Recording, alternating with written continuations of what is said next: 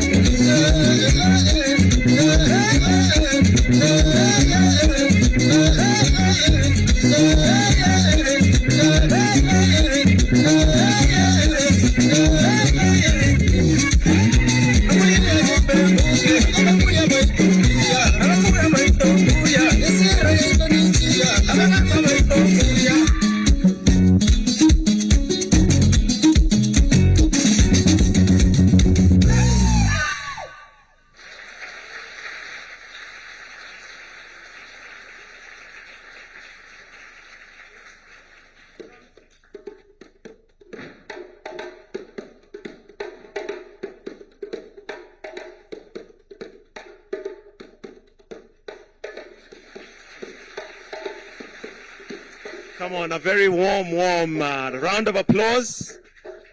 And welcome to Kenya, welcome to Africa. Thank you very much for that powerful, inspiring performance. It was a reminder, if we needed one, that Africa does not only build on steel, concrete, and capital. We also build with imagination, identity, and conviction. To set the tone for today's discussion, we'll now watch a short film on the Africa Finance Corporation. Let's have the film.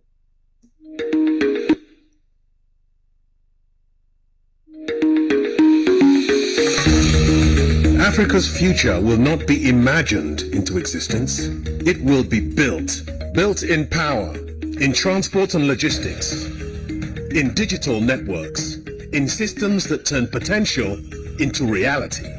Because no nation industrialized on ambition alone. Progress came when countries chose to build, boldly and deliberately. Today, Africa stands at that moment. This continent has the resources, the workforce, the capital, and the ambition to match. But potential on its own changes nothing. Resources must be connected. Capital must be deployed. This is why infrastructure matters. Not as isolated assets, but as integrated systems. Power that reaches industry.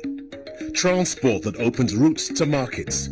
Corridors that link resources, labor, and demand. Which is why we call this the Africa We Build Summit. Infrastructure as the engine of industrialization.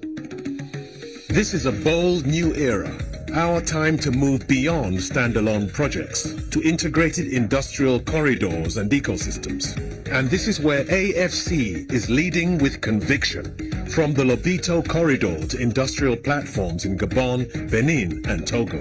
Mobilizing capital and connecting infrastructure to industry across energy, transport, digital, and natural resources. To maximize value and strengthen economic sovereignty, demonstrating that Africa's investment case is proven and that transformative projects can be structured and delivered at scale. This summit builds on that momentum as the continent's market-making platform, aligning capital, projects and policy to accelerate delivery. And it comes into focus here in East Africa, one of the continent's most dynamic regional growth engines. From Kenya through the Northern Corridor and across the East African community, here we see the power of connectivity, linking ports to production, energy to industry, regional infrastructure to lasting value. This is the work before us. What matters now is the will to act, the discipline to deliver, the confidence to build for generations. This is the moment to turn opportunity into prosperity. This is the Africa we build.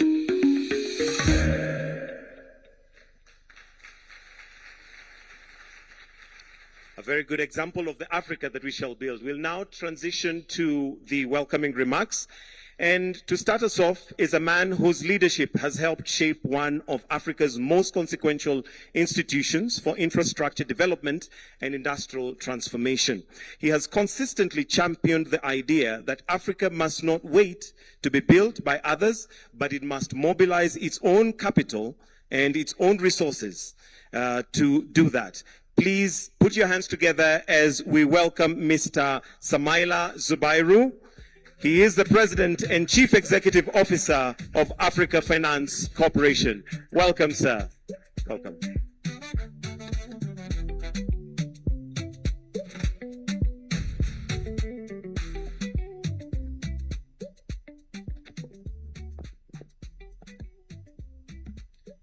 Your Excellency, President of the Federal Republic of Kenya, Dr. William Samuel Ruto, Your Excellency, President of the Republic of Uganda, Yoweri Kaguta Museveni, Honorable Ministers, distinguished partners, AMFI principals, captains of industry, development partners, members of the diplomatic corps, ladies and gentlemen, fellow Africans, good morning. Let me begin by expressing our sincere appreciation to the government and people of Kenya for co-hosting this summit and for bringing us together here in Nairobi at such an important moment for our continent. I want to thank President Ruto in particular for his leadership and conviction in building the future now with his deliberate strategy of building a high-income economy now, not in the future. Also, let me thank all those who have traveled from across Africa and from other continents and countries to join us for this inaugural Africa We Build Summit. Your presence matters because it tells us that what we're building in Africa is no longer a conversation at the margins. Let me also recognize Alhaji Aliko Dangote for being with us today. Having known and worked with him in different capacities for close to 3 decades, I can say with all conviction that he's a living example of the truth and the future that the future does not belong to those who wait for it. It belongs to those who build it. Through vision, conviction, and extraordinary determination, he has helped restore belief in African capacity and in doing so enhance the dignity of our people. Your Excellencies, distinguished guests, there are moments in history when nations must decide whether they will remain spectators of their own promise or become authors of their own future. This is such a moment for Africa, because the Africa of tomorrow will not be shaped by hope alone. It will be shaped by what we build, by what we finance, what we connect, what we process, and how we choose to do that now. The Africa our children will inherit will not be the one we hope for. It will be the one that we have intentionally built. For too long, Africa has been described in language of potential.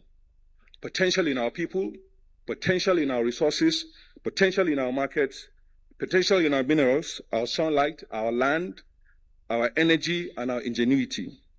But potential does not capture and retain value. It does not create jobs. Potential does not process. It does not transmit power across borders, does not connect ports to production zones, does not deepen capital markets, or finance industrial ecosystems. Only choices do that. Only systems do that. Only leadership does that. And that is why we're here today. This summit is not only about infrastructure. It's about whether Africa will finally organize its resources, its capital, and its leadership to build economics that retain value, create jobs at scale, and become more resilient on our own terms. By the middle of this century, 1 in 4 people alive on Earth will be African. Our population will reach 2.5 billion by 2050. Our workforce will grow by more than 800 million people over the next 3 decades. This will be the largest addition to human productive capacity the world will see in this century. These are not just statistics. They are workers, they are consumers, they are entrepreneurs, they are professionals, engineers, technicians, builders, and creators. They will need food, shelter, and clothing. I emphasize clothing because it's one of the best opportunities for job creation at scale. They will need transport, they will need energy, they will need digital services, and above all, they will need jobs. Jobs, jobs, and more jobs. What that means is that Africa is the market of the future. Beneath that population sits some of the greatest endowments on earth. Africa holds extraordinary mineral wealth of over 30% of mineral resources. By the time we properly map the continent and prove the resources, with exploration we'll discover so much more. Africa holds around 60% of the best solar sources in the world, holds the largest untapped hydropower potential on the planet, largest uncultivated arable land. Africa holds the resource base on which much of the world's next industrial chapter will depend. So let us be clear. A prosperous and industrialized Africa is not a case for occasional charity or development assistance. It is one of the greatest economic opportunities of the 21st century. Demographics is destiny. The question before us is whether Africa will capture the value of its own century or simply host it for others. Whether we will continue to export raw materials and import finished goods, whether we will continue to export jobs and import inflation, whether capital will continue to pass through Africa or stay in Africa and build the continent. Earlier today, the State of Africa's Infrastructure Report 2026 was launched. Its message is clear.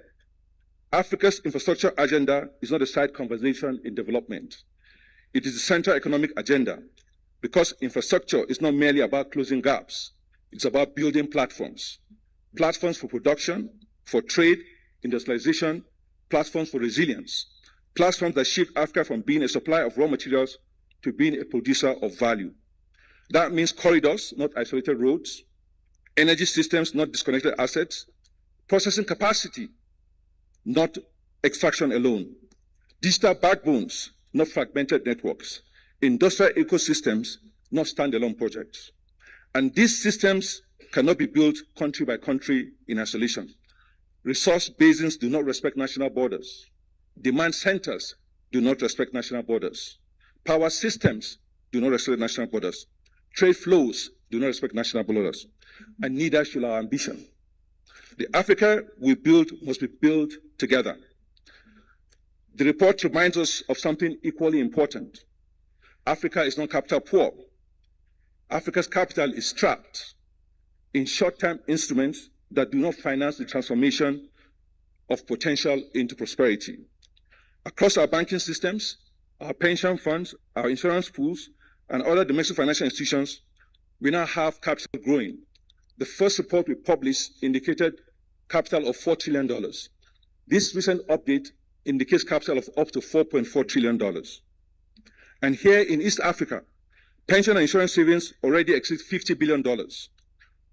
A reallocation of just 10% of that pool towards infrastructure would unlock roughly $5 billion of long-dated capital for roads, rail, power transmission, airports, logistic platforms, and industrial ecosystems. That is not marginal capital. That is catalytic capital. It is capital from our own citizens, our own workers, our own savers, financing the future from which they themselves will benefit. But real significance goes further, because that $5 billion, for example, should not be seen as only money to spend. It should be seen as money that will mobilize markets. If structured well, that initial pool can anchor infrastructure bonds in local currency. It can support credit enhancement platforms. It can crowd in commercial banks, pension co-investors, insurers, sovereign pools, and international partners. It can help create a pipeline of investable regional assets. And from that base, it can catalyze a much larger financial market around African infrastructure. In other words, $5 billion prudently allocated can become $20 billion, for instance. It can become the foundation for a wider African infrastructure asset class in this region. A 10% allocation is not just a portfolio decision, it is a nation-building decision. This is how domestic capital begins to shape wider financial markets. This is how Africa begins to finance its transformation with increasing confidence from within. But this will not happen automatically. Much of our capital remains concentrated in instruments that preserve liquidity without building productive capacity. Much of it sits in treasury bills of under 1 year. Governments still borrow at high nominal rates. Savers often earn returns that are eroded by inflation. And the long-dated assets that could transform our economies remain underfunded. That's a poor bargain for everyone. It's costly for governments, it's limiting for economies, and it destroys value for savers. So the issue is no longer whether African capital exists. The issue is whether we build a financial architecture that will allow African capital to finance African transformation. That means pension and insurance reform that genuinely opens room for infrastructure equity, infrastructure debt, regional infrastructure, and other long-dated productive assets. That means deepening local currency capital markets.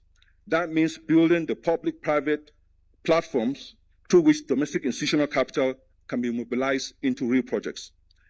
And that means credible risk-sharing solutions, guarantee programs, first loss structures, insurance wrap, credit enhancement mechanisms, and investment vehicles that institutional investors can trust. Because capital does not move because we ask it to. Capital moves when risks are properly allocated and priced. Reform on paper alone will not be enough. Without trust, allocations will not follow. Without capacity, pipelines will not mature. Without scalable investment vehicles, domestic citizens will remain trapped in short-term paper. That is why AFC, working with our partners in the Alliance for African Multilateral Financial Institutions, and more recently, the new financial architecture for development being mobilized by President Sidi Ultar of the African Development Bank, we will work together to build the mechanisms that will allow for us to de-risk and make mobilization of capital possible. Infrastructure is the engine of everything we seek to build. It is demand, the engine of industrialization. It is the engine of competitiveness. It is the engine of value capture, and increasingly the engine of resilience. A continent that cannot refine its own fuel, produce enough of its own fertilizer, process enough of its own minerals, or transmit enough of its own power is a continent exposed to shocks it did not create. That's why Africa's infrastructure gap has become a resilience gap, and nowhere is this more visible than in fuel and fertilizers. Africa still imports far too much of both. That leaves our economies exposed to external price volatility, disrupted supply chains, foreign exchange pressures, and imported inflation.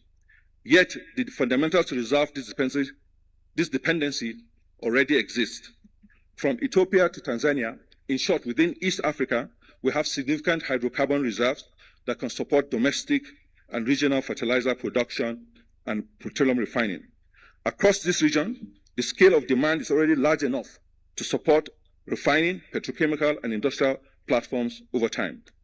So one of the outcomes that should begin to emerge from gatherings such as this is a more deliberate regional approach to energy security, food security, and industrial resilience, not as aspiration, but as coordinated regional agenda for execution. We already have proof that Africa can scale. The Dangote refinery shows what happens when African capability, ambition, and capital comes together around infrastructure of consequence. It reduces vulnerability, it strengthens resilience, it brings production closer to man, and it demonstrates that infrastructure and scale fundamentally changes the region's economic options. Arise Integrated Industrial Platforms offers another proof point. They show that manufacturing ecosystems can be built around African inputs and African demand, so that more value is retained within our own economies. These are not isolated exceptions. They are blueprints of what we can scale together.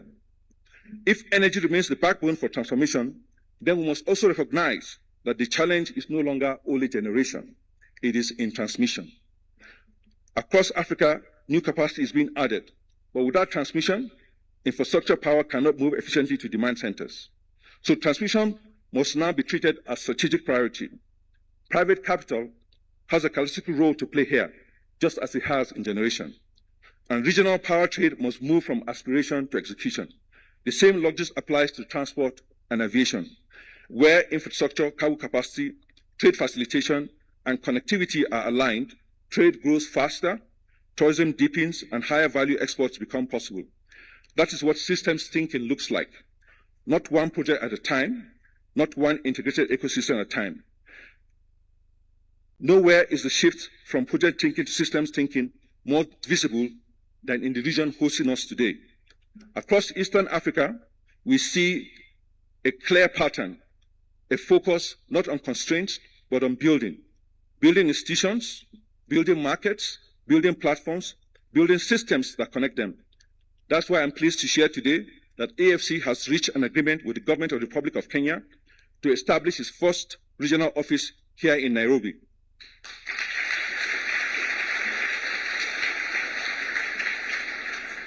This is strategic. Nairobi sits at the heart of the region where trade, capital, energy, and industrial opportunity are increasingly interconnected. Establishing a presence here allows us to work more closely with East African governments and partners who are moving from plans to projects and from commitment to capital. It allows us to support what comes next: integrated corridors, regional energy platforms, industrial ecosystems, bankable pipelines, and domestic capital mobilization at scale. And let me, at this point, acknowledge with deep appreciation the representatives of the government of Kenya who worked alongside Team AFC to negotiate and conclude the host country agreement under the leadership of His Excellency President William Ruto and his economic management team.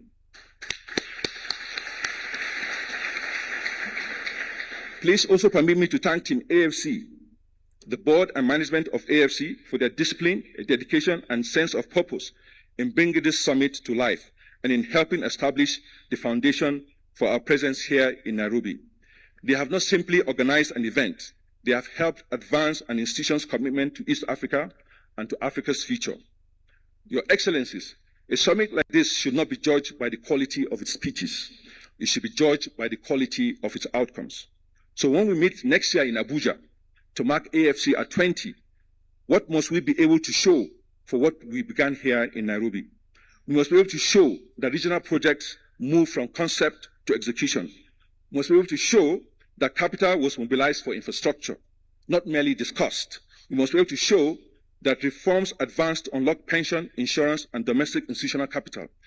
We must be able to show stronger coordination around corridors, power systems, industrial platforms, and regional resilience. And we must be able to show that this summit did not end in Nairobi, it began in Nairobi. And when we meet again in 2028 for AFC at 21, we should not merely show or review intentions, we should measure the momentum of what we have built. To measure what we have financed, to measure what we de-risked, to measure what value Africa has retained, to measure how many jobs were created, because African leadership in this room chose to align African resources, African capital, and African institutions around a shared purpose. That is how history is made. Not in declarations, in decisions. Not in applause, in execution. Not in what in promise, but in what we build. Africa has the people, Africa has the resources, Africa has the capital. And in this room, Africa has the leadership and institutions to bring them together. So the question before us is not whether the ingredients exist. They do.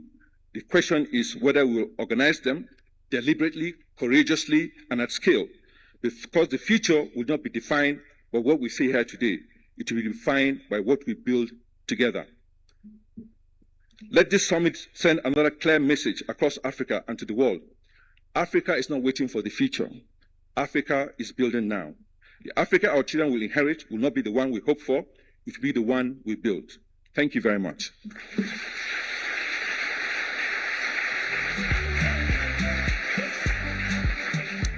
Thank you, Mr. Samaila Zubairu.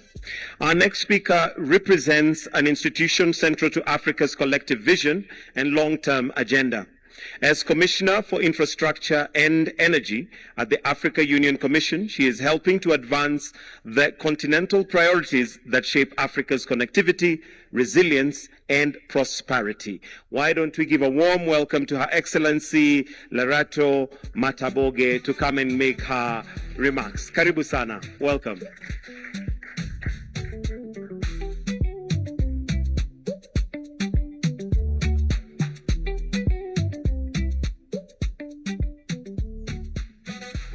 Thank you, Program Director. Your Excellency Mzee Yoweri Museveni, the President of the Republic of Uganda, Your Excellency Dr. William Somei Ruto, the President of the Republic of Kenya, Excellencies Ambassadors here present, the Chairperson of the Board of the African Finance Corporation, Madam Ireti Samuel Ogbu, Mr. Samaila Zubairu, President and Chief Executive Officer of the Africa Finance Corporation, CEOs and members of the AMFI, and other distinguished leaders of financial institutions here present, Dr. Aliko Dangote and captains of industries here present, development partners, friends of Africa, distinguished ladies and gentlemen, good morning. It is a privilege to be with you today as we open this inaugural summit anchored on infrastructure as the engine for industrialization, with the purpose of attaining the Africa we want through the Africa we build.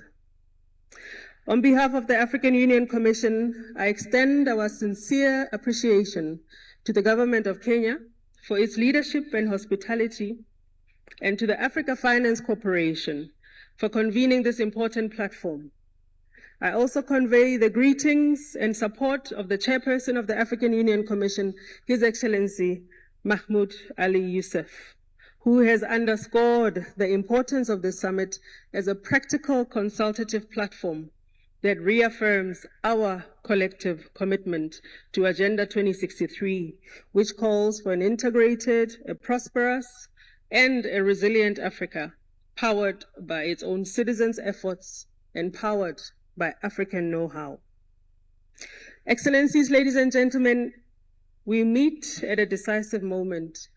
The global system is shifting, supply chains are being reconfigured, energy systems are being rewritten, capital is becoming more selective. In this environment, Africa cannot afford fragmentation. We must move with clarity, with coordination, and with conviction. The central question before us is not whether Africa should industrialize. It is whether we will organize our infrastructure, our capital, and our policies to make that industrialization inevitable. The status quo is that less than 35% of Africa's roads are paved, contributing to some of the highest logistics costs globally. Rail networks remain limited and often disconnected. Ports and airports exist, but too often they do not function as seamless gateways to regional markets. In energy, millions of African households still lack access to electricity, and many industries continue to operate with fragmented and unreliable power systems. Without dependable energy, industrialization can never take root. Without industrialization, employment can never scale.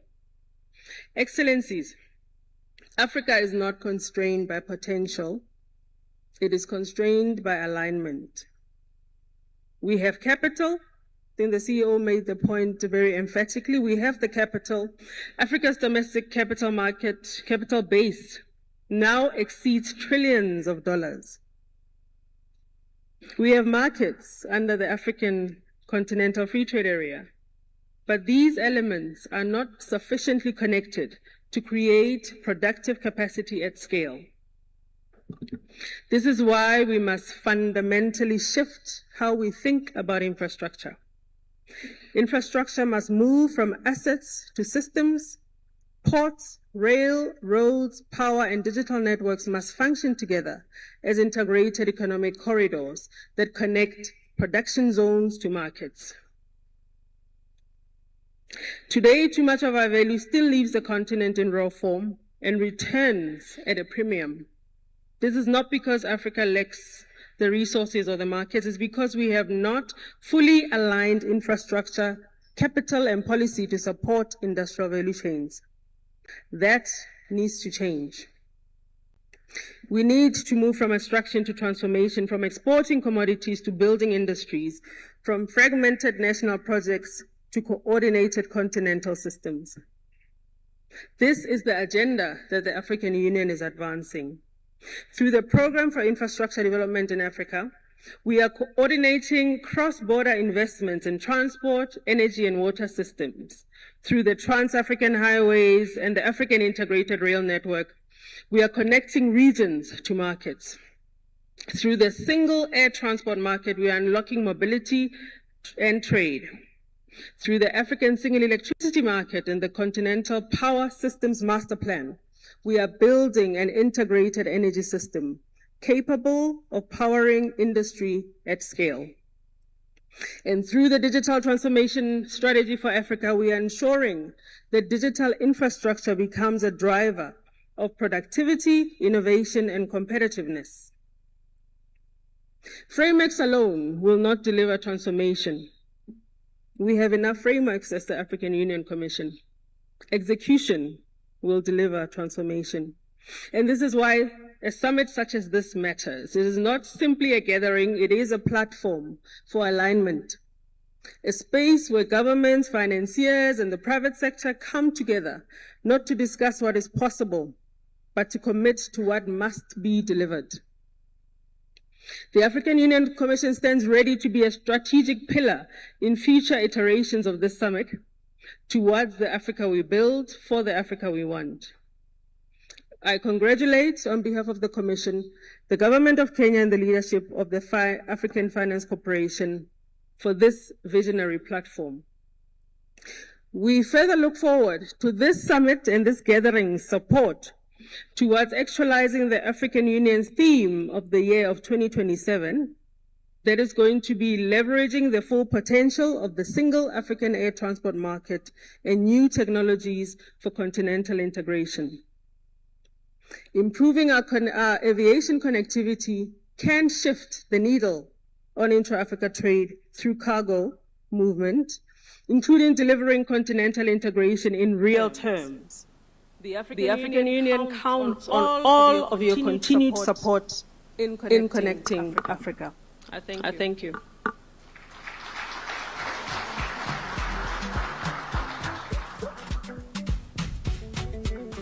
Thank you, Your Excellency Lerato Mataboge, for those comments. We now turn our attention to the host country. Kenya has positioned itself at the center of some of the most important conversations on Africa's transformation and a regional powerhouse. Your Excellencies, allow me to now invite Honorable John Badi, Cabinet Secretary for National Treasury and Economic Planning, to make his remarks. Let's give him a clap as he is coming. Welcome, sir. Thank you very much.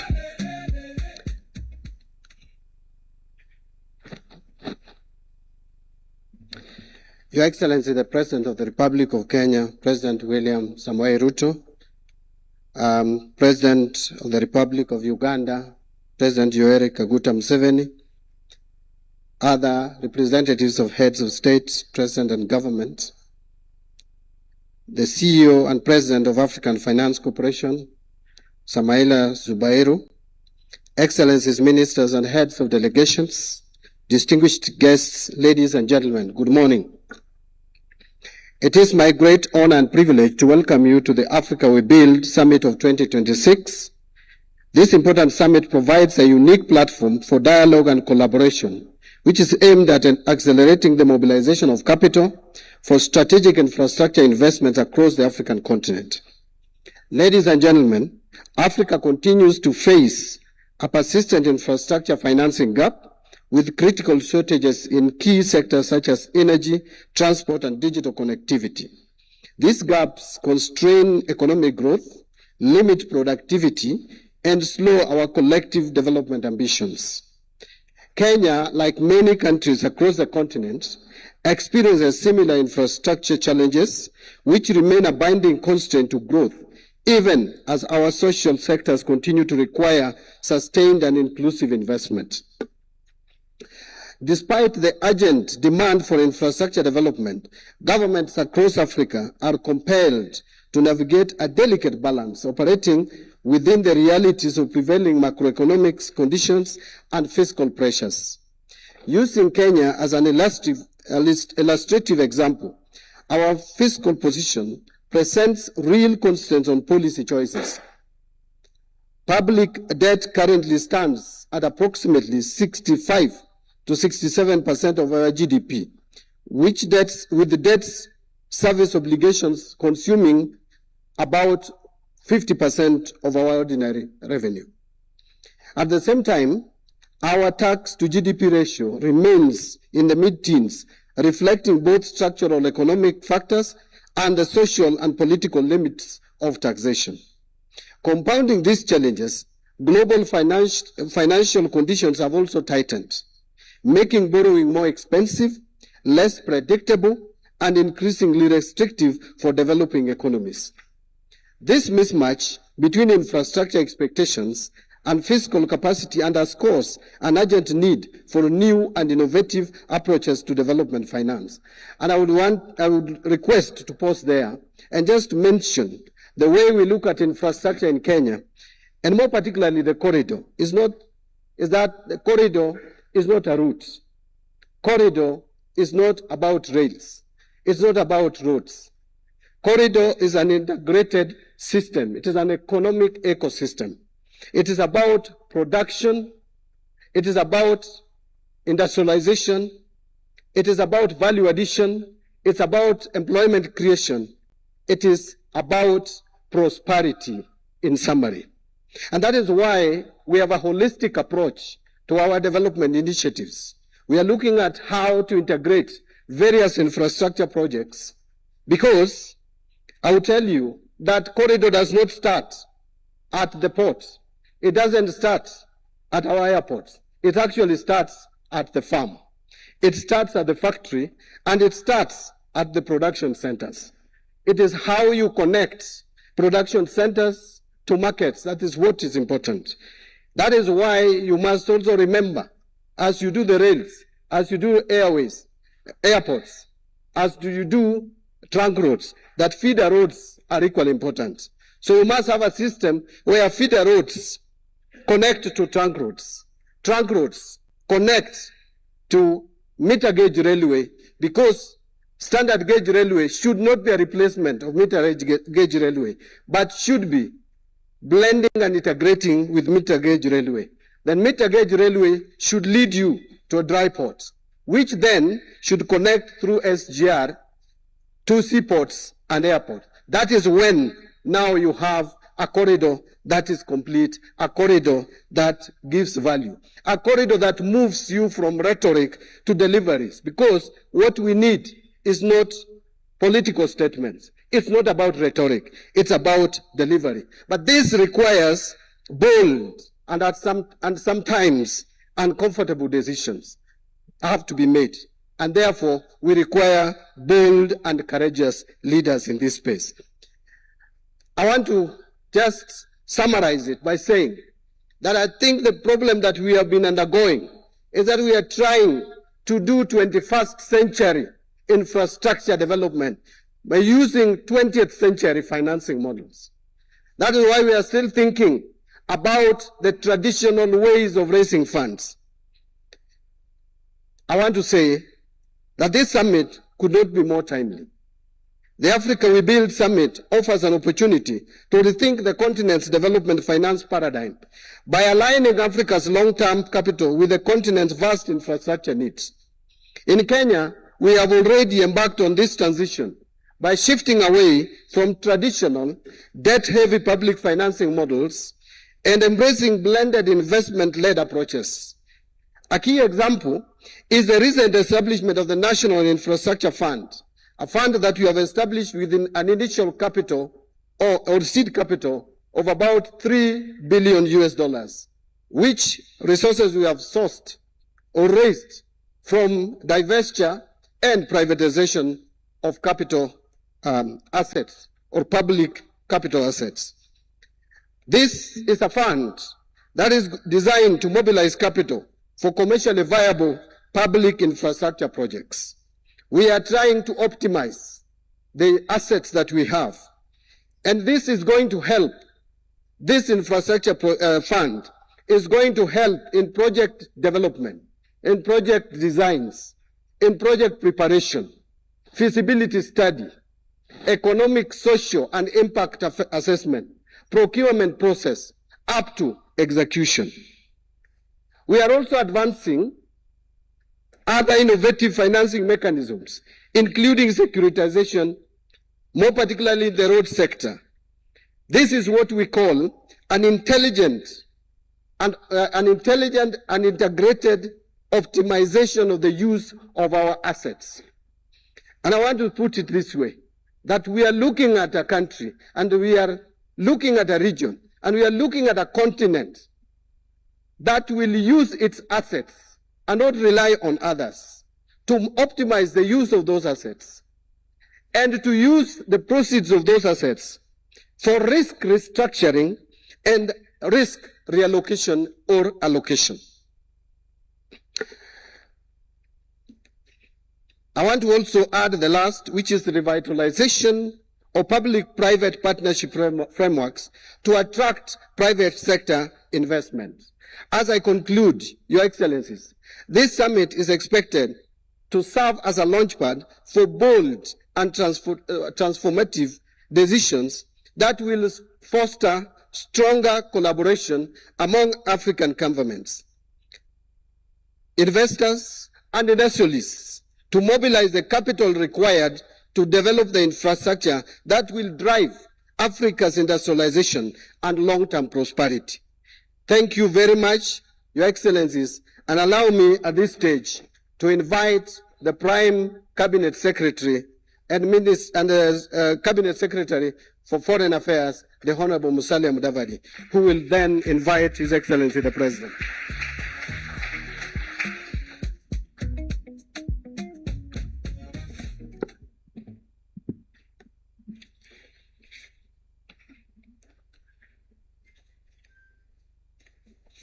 Your Excellency, Dr. William Samoei Ruto, President of the Republic of Kenya and Commander-in-Chief of the Defense Forces, Your Excellency Yoweri Kaguta Museveni, President of the Republic of Uganda, ministers and government leaders from across the continent, Madame Lerato Mataboge, AU Commissioner for Infrastructure, Samaila Zubairu, President and CEO of AFC,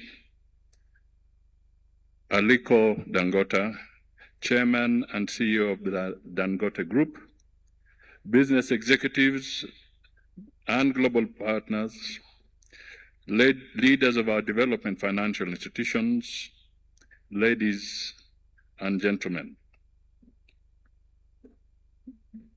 In Africa, the Africa We Build Summit is a profound opportunity to turn potential into action by forging partnerships, unlocking finance, and building continental synergy. Kenya is honored to partner with the Africa Finance Corporation and the African Union Commission to host this inaugural summit, shifting from aspiration and dialogue to execution with clear outputs and implementation pathways. This is a strong start that brings together public and private sector leaders. Today marks a proud moment as we collectively aim to accelerate the mobilization of domestic and international capital towards infrastructure systems that enable large-scale industrialization. Notably, treating infrastructure as a standalone asset delivers little or no impact. Moving priority infrastructure from inception to tangible outcomes across Africa requires an integrated approach, linking roads, railways, ports, power, and digital networks to industrial parks and micro, small, and medium enterprises. This summit is timely for two key reasons.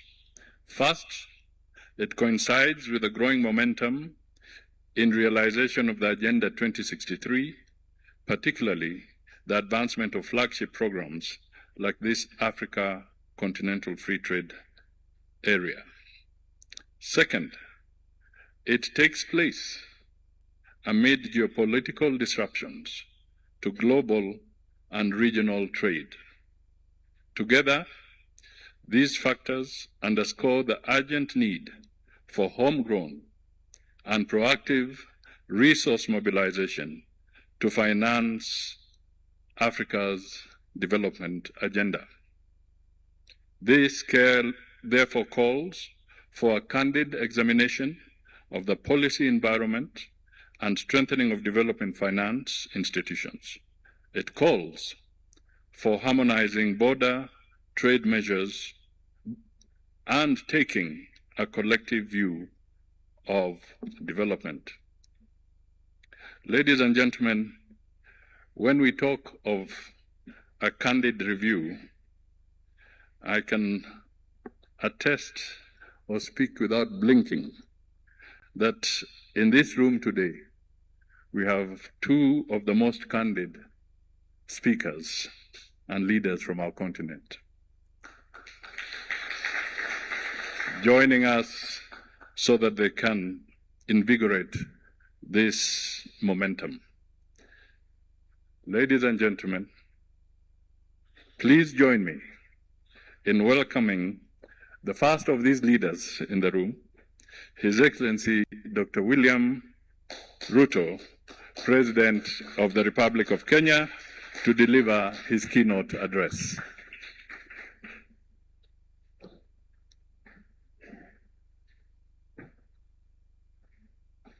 Thank you very much. Let's take our seats.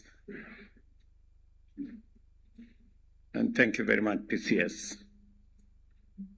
Your Excellency, our elder in the region, Yoweri Kaguta Museveni, the President of the Republic of Uganda, Mr. Samaila Subairu, our good friend, President and CEO of the Africa Finance Corporation, Ministers present, CEOs, distinguished participants, delegates, ladies and gentlemen, good morning and welcome.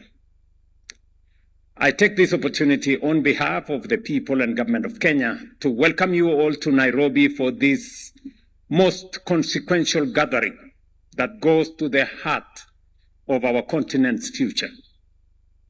The Africa Infrastructure Summit convened by the Africa Finance Corporation is a launchpad for what we want to see into the future as Africans. I also extend a very special welcome to the Africa Finance Corporation as it makes Nairobi its second home. Welcome to Nairobi. Kenya is immensely honored to host the AFC's first office outside its headquarters in Lagos. The theme of this conference, to my mind, is the most critical and vital conversation on our development as African nations and also as a continent. We meet against the backdrop of global economic shocks and disruptions arising from the war in the Gulf, from the war in Ukraine a few years to the war in the Gulf in a few weeks. Africa today produces approximately 10 million barrels of oil per day, which is about 10% of global output. Yet, paradoxically, we remain net importers of petroleum products to the tune of 120 million metric tons annually at a cost of about $90 billion. At an average export price of $75 per barrel, Africa's crude production is valued at roughly $270 billion each year. However, it is this same production, if this same production were refined domestically and exported as finished products at an average price of US$800 per ton, it would generate over $500 billion. This represents foregone income of about $230 billion, which is nearly 7.5% of our GDP from just one resource. This does not even account for the additional gains from downstream industries such as plastics and fertilizers, which we currently import and which we could add another 2 to 3% of our GDP. Excellencies, what point am I trying to make?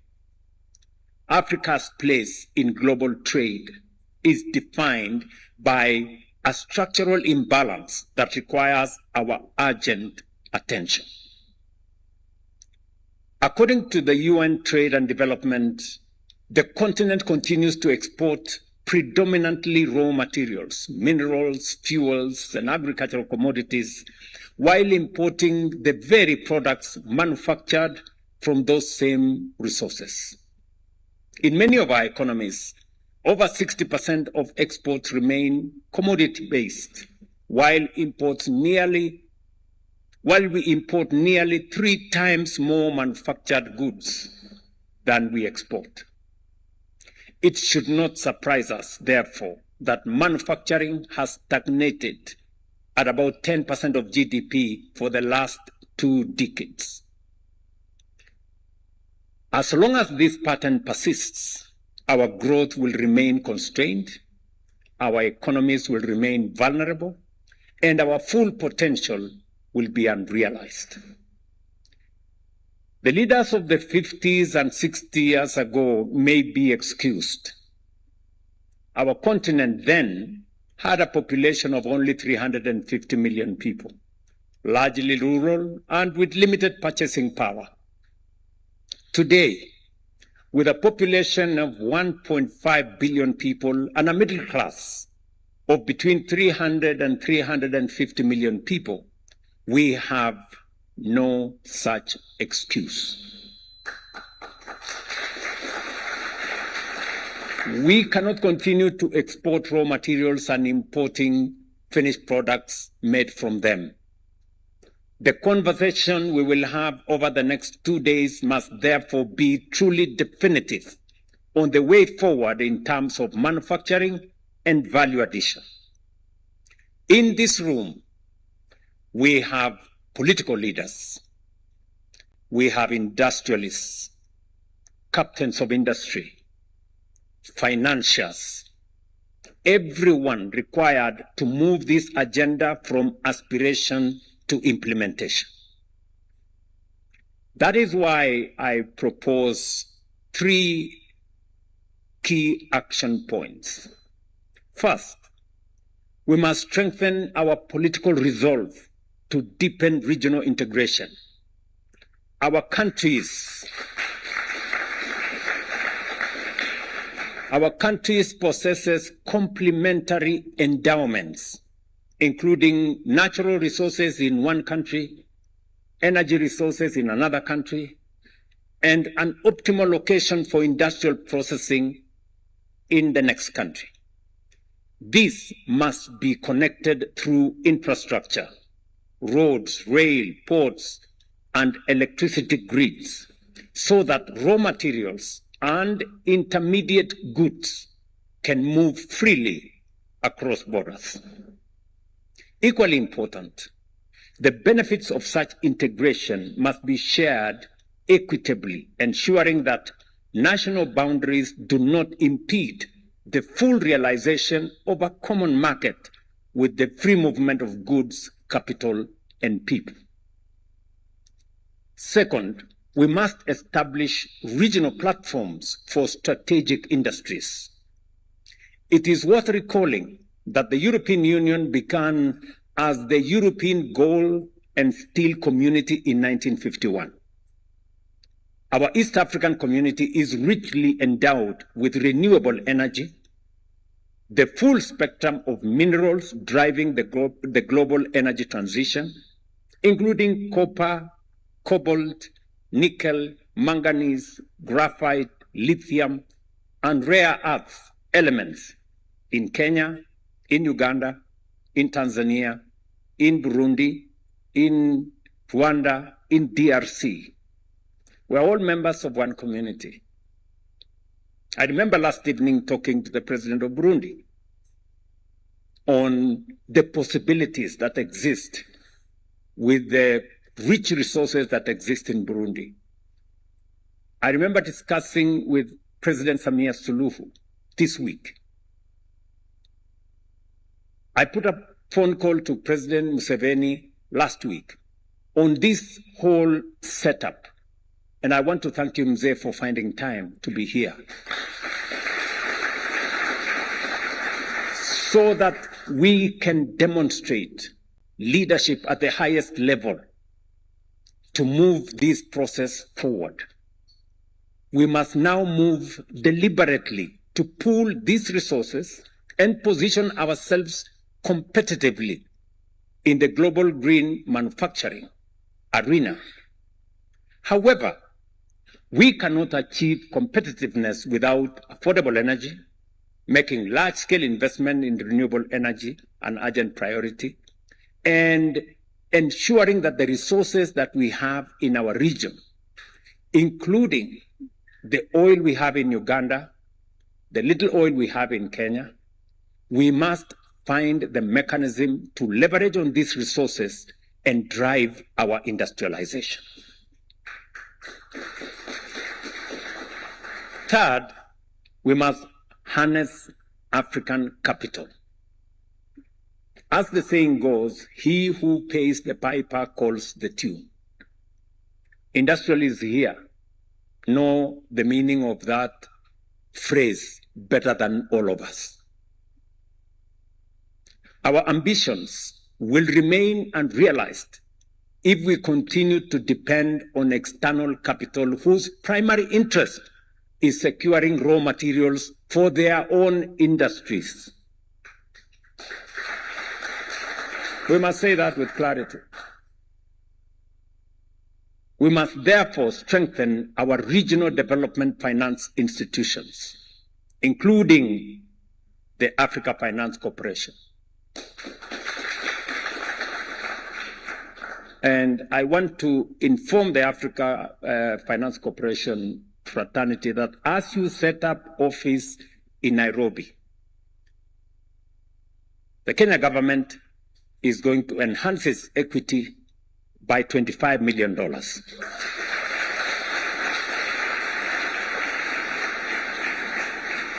As a demonstration of the confidence we have in African financial institutions. I know the president of Afrexim Bank is here with us.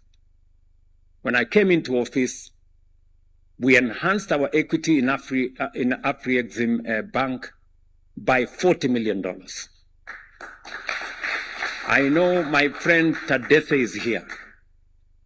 We have already discussed how Kenya, being among the highest shareholders of TDB Bank, how we are going to enhance our equity and shareholding in Trade and Development Bank. And we are doing it intentionally and deliberately because we know that they understand us better than anybody else. We do not have to explain ourselves in windy statements and languages. They understand us. They understand where we are. And they know us better than anybody else would. And I want to assure you that we will continue as leaders in this continent to build our own African financial institutions, give them the capacity. And I know we haven't done enough. You can count on us, we will do more. Until we develop the muscle for us to be able to drive our own industrialization and our own development.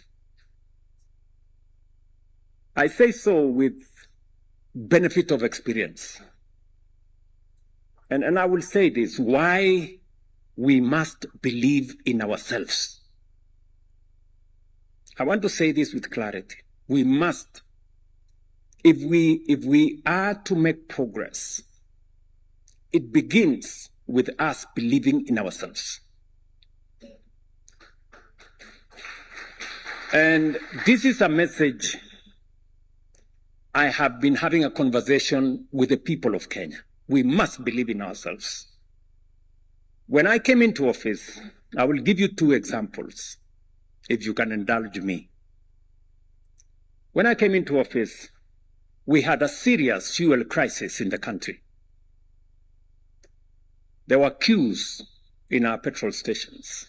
The first lot of people to come to see me, even before I left my former office, were oil marketers. And they told me, Mr. President-elect, we are facing a stock out. We do not have dollars. We have a crisis. And it became my first assignment, maybe baptism by fire, on my first day in office. And we figured out with my team, how do we deal with this? And I remember reaching out to friends who, for this meeting I will not mention, good friends of mine who were running multinational banks, and telling them, oh, we need to do this.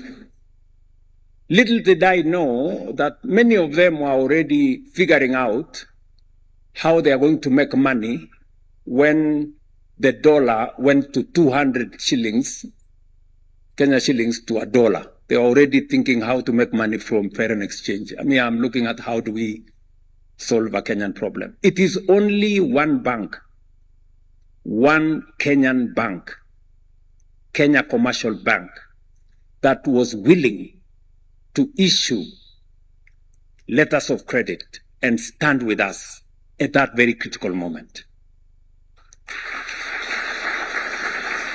Do you know what happened? We not only solved that problem in a very permanent way. Today we have a G2G framework that many other countries have come to learn from us.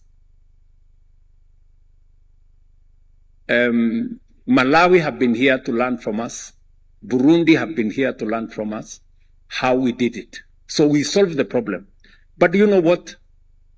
Kenya Commercial Bank made tons of money in the process.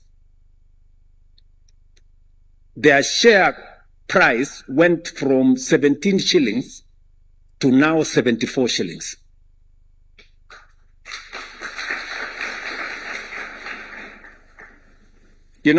If there was a case for believing in ourselves,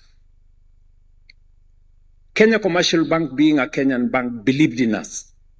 We believed in them. The outcome is a win-win. We not only solved our problem, but we built our bank even more. That's one example. Example number two. When I made a proposition to the people of Kenya on a matter that has been with us for a long time, on how do we deal with the challenge of housing. And it's a conversation we've had for long as Kenyans, possibly 25, 30 years of conversation. And I did make a proposition to the people of Kenya that it was necessary for us to do this using our own resources, mobilizing domestic capital for us to be able to undertake our housing program. There was a big debate, but today we have done what we couldn't do with money borrowed from this place and that place, talking to this guy and the other guy and one bank and another one. Using our own domestic resources, today we are building, concluding some of them, 240,000 housing units with a pipeline of 700,000 housing units. We are building hostels for 180,000 students in our universities and Tibet, and we are building 600 modern markets around Kenya with our own resources. Using a housing fund derived from a housing levy, we have signed contracts for $4 billion. $4 billion. Not a single shilling borrowed from anybody. Domestic resources built by Kenyans, raised from Kenya. Believing in ourselves. I make this case firmly that the challenges we face, the aspirations we have for the future, we have the solutions within us. And that's why I'm very happy that we have in our midst not just Africa Finance Corporation, we have the leadership of Afrexim Bank, we have the leadership of Shelter Afrique, we have the leadership of ADB, we have the leadership of Trade and Development Bank. These are institutions that we must mark for the future, and we must invest in them and work with them. Look, Nigeria has been a producer of oil for all the years that we know. Yet, when you went to Nigeria, there were queues of people looking for fuel in petrol stations for a long time. Until one African stepped forward and built a refinery, Aliko Dangote here.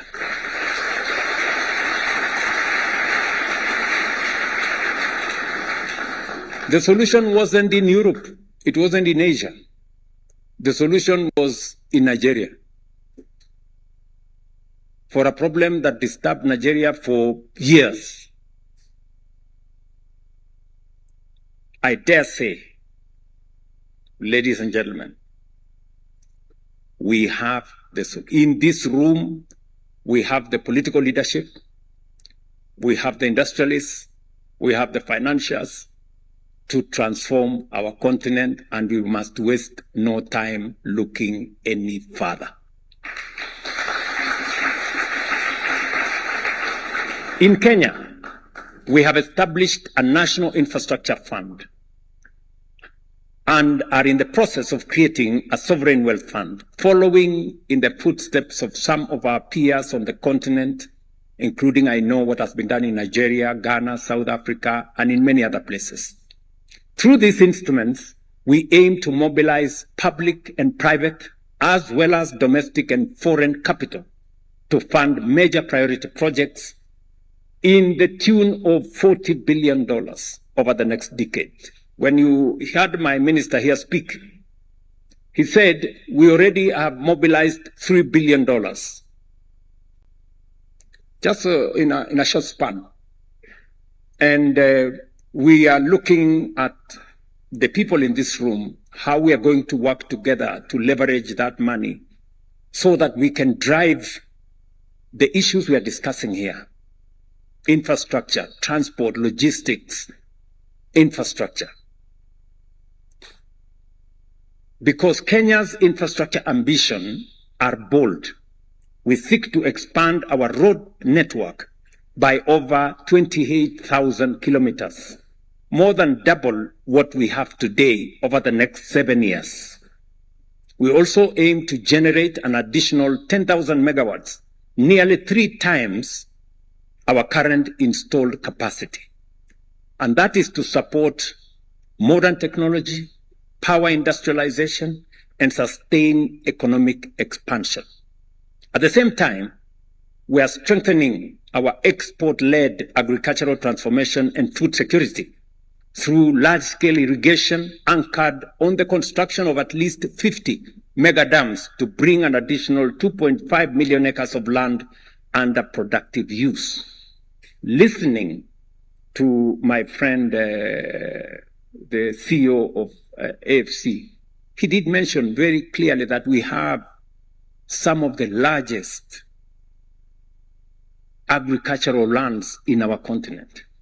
How do we leverage on those? Why is Africa still a hungry continent? Why is Africa still defined by hunger and imports from all manner of places when we can do it right here? These are not merely national priorities. They are integral to the broader continental agenda of industrial transformation through manufacturing and value addition. For far too long, the economic destiny of our continent has been shaped by others. While historical injustices from colonialism to inequities in the global economic order are real, we must also acknowledge that other regions have faced similar challenges, but they have risen above them. We're not the only ones that have faced these challenges. We are constrained, however, only by the extent that we accept the status quo through acquiescence, complacency, and limited ambition. Too often, as a continent, we have settled for what is rather than what could be. For far too long, we have accepted the average, the ordinary. That must change, good people. We must raise the scale of our ambition and refuse to be defined by what is merely functional. The time has come for Africa to take full control of its destiny. Many of the nations we admire today, from Singapore to South Korea and even Japan, once stood where we stand today, constrained and uncertain of their place in the world. But they made choices that made the difference. Through disciplined leadership, bold policy, and unrelenting commitment to progress, they rewrote their future. And they did not do so over centuries. They did so within a single generation. In just 3 to 4 decades, they moved from fragility to strength, from limitation to global competitiveness. That is the lesson before us, good people. Transformation is neither accidental nor a miracle. It is deliberate. It is intentional. And it is entirely within reach if we have the resolve to pursue it, to reach higher, and to reject the average. This is our assignment as the current generation of Africans, leaders, business people, entrepreneurs. This is our assignment. And this is the job that we must do without equivocation, without wavering, and without hesitation. It is now, ladies and gentlemen, or never. We must get it right. And I'm very happy that we are meeting at a time like this, when it is so obvious to us that we are paying very high prices because of a war in the middle of nowhere, which we have no control over, when we could as well have our own resources here. I want to thank President Museveni for refusing to accept easy choices. He had a choice. We had a choice to allow the oil in Uganda to go the way others would have wanted. But I remember having a conversation with President Museveni, and allow me, Mzee, to say this. When I visited him once, and I asked him, Mzee, what's going to happen about the oil reserves that you have, because it's taken time. And I remember Mzee telling me, look, young man, then I wasn't even president. He told me, you see, some of these people you see here, if we give them a chance, they will sell this oil at a throwaway price and go and buy perfume.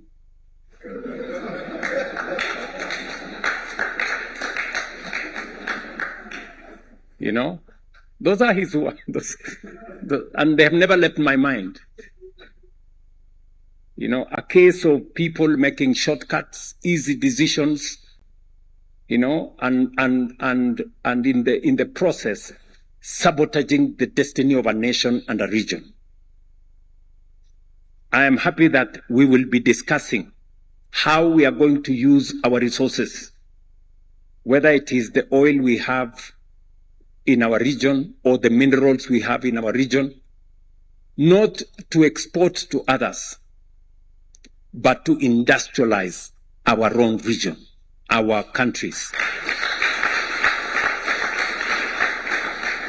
When the other day we divested from Kenya Pipeline because we wanted to unlock the value of Kenya Pipeline and use it for the transformation of the country, President Museveni called me and said, I want to buy 50% of Kenya Pipeline. And he told me, I don't care the price. You know, that's how serious he was. When some other pessimists in Kenya were saying, oh, you know, the price is very high, I don't know. You know, President Museveni could see beyond the price. He could see the opportunity of transforming our nation, our region together. Mzee, I want to assure you that the same way you invested in Kenya Pipeline, Kenya is going to invest in your refinery and in the future of our resources together. And hopefully we can bring all the other countries in our region to see the value, not in the short-term benefit you get from something cheap from somewhere else, but in the benefit of building something for the future that will not only earn you money today, but earn you opportunities tomorrow.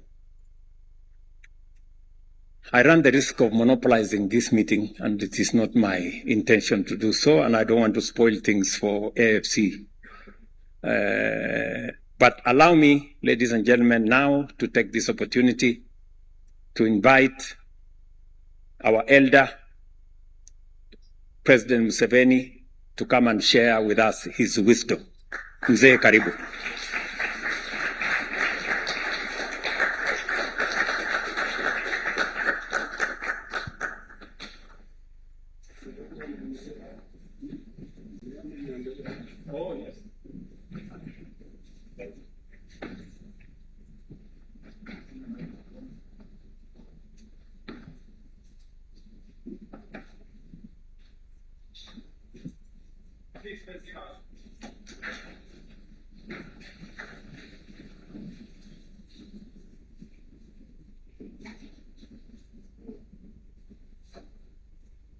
Hello, hello.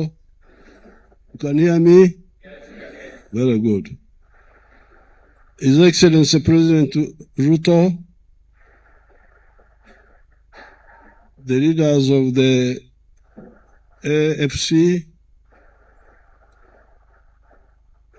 all the other distinguished persons who are here, ladies and gentlemen, I'm glad you have allowed me to speak when I am seated here, because in doing my push-ups,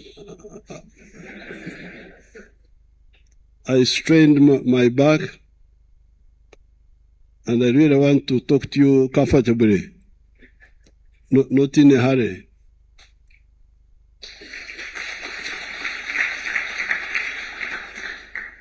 I want to thank His Excellency President Ruto for organizing this conference, and the AFC for organizing it under the patronage of President Ruto.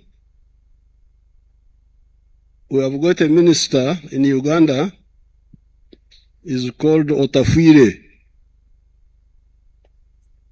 The Bantu ways of naming people you gave a name which is actually a sentence.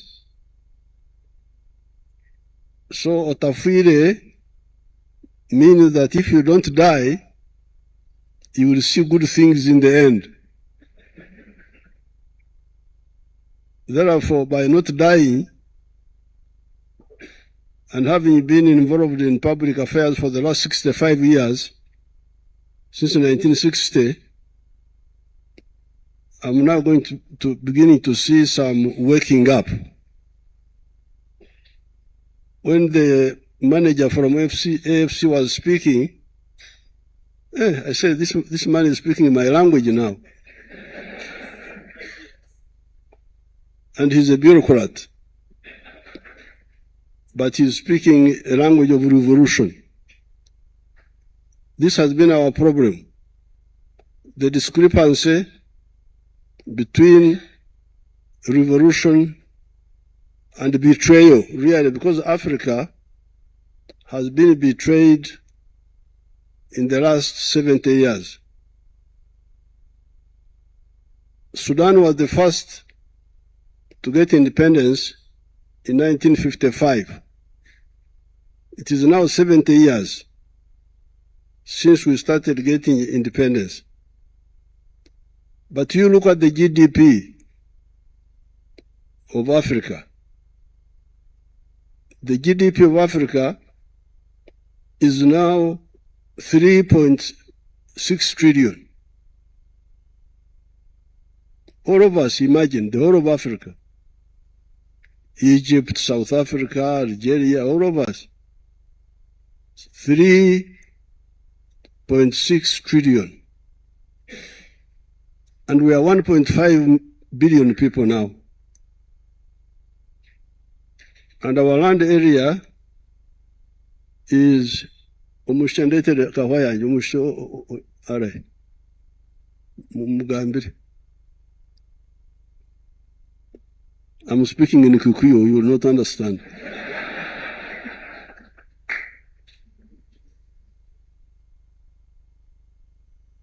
So, the land area of Africa is 4 times the size of the United States. And our population is now 5 times the population of the United States of America. But our GDP is 3.6 trillion, and GDP of the USA is 32 trillion. So, all of us together, in terms of wealth, are only 10% of the wealth of the United States. This is a big shame. Why should this be the case? There's been some talk that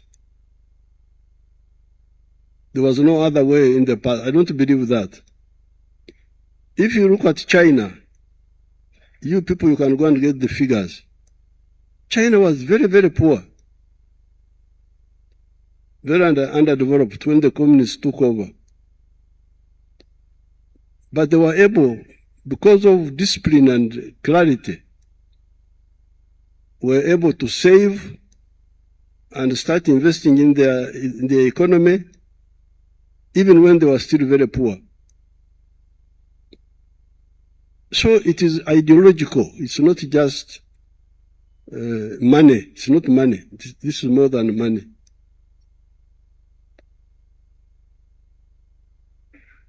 We had a conference here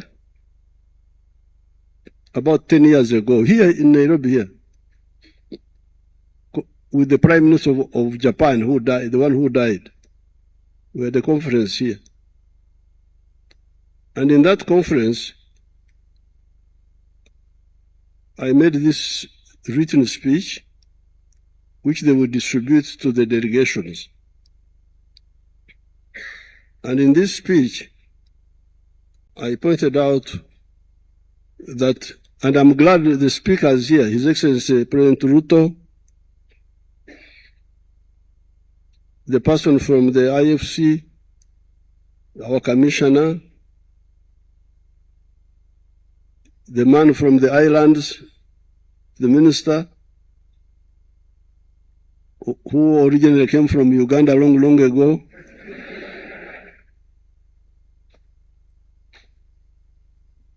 They all talked about it.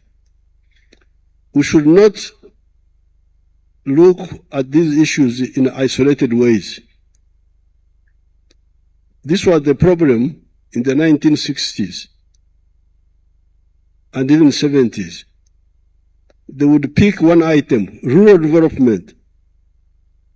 Then they talk about that, talk about that, talk about that. Then after some time they say, oh, no. Women empowerment. Then women empowerment. Then education. Then just like that. But in that speech, I pointed out that in my view, there are 10 strategic bottlenecks. And I can repeat them for you here. Number one,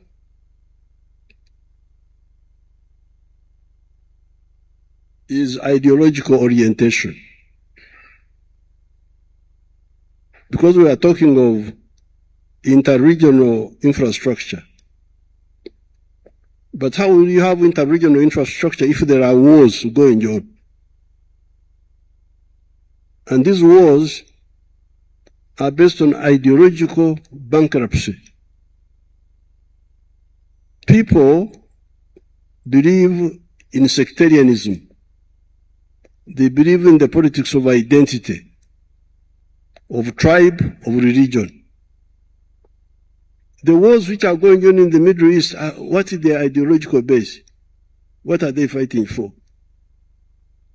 We know all those people. The Iranians, the Israelis, the Americans, we know all of them. We have got relations with them. But you can see that the mistakes which they have in their thinking is the one which causes all this suffering.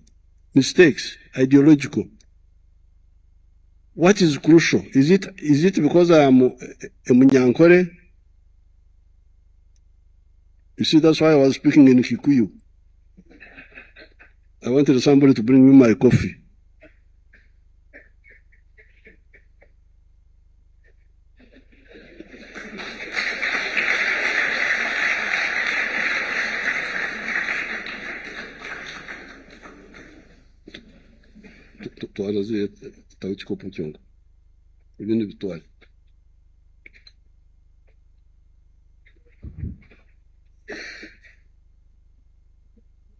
So, in my view,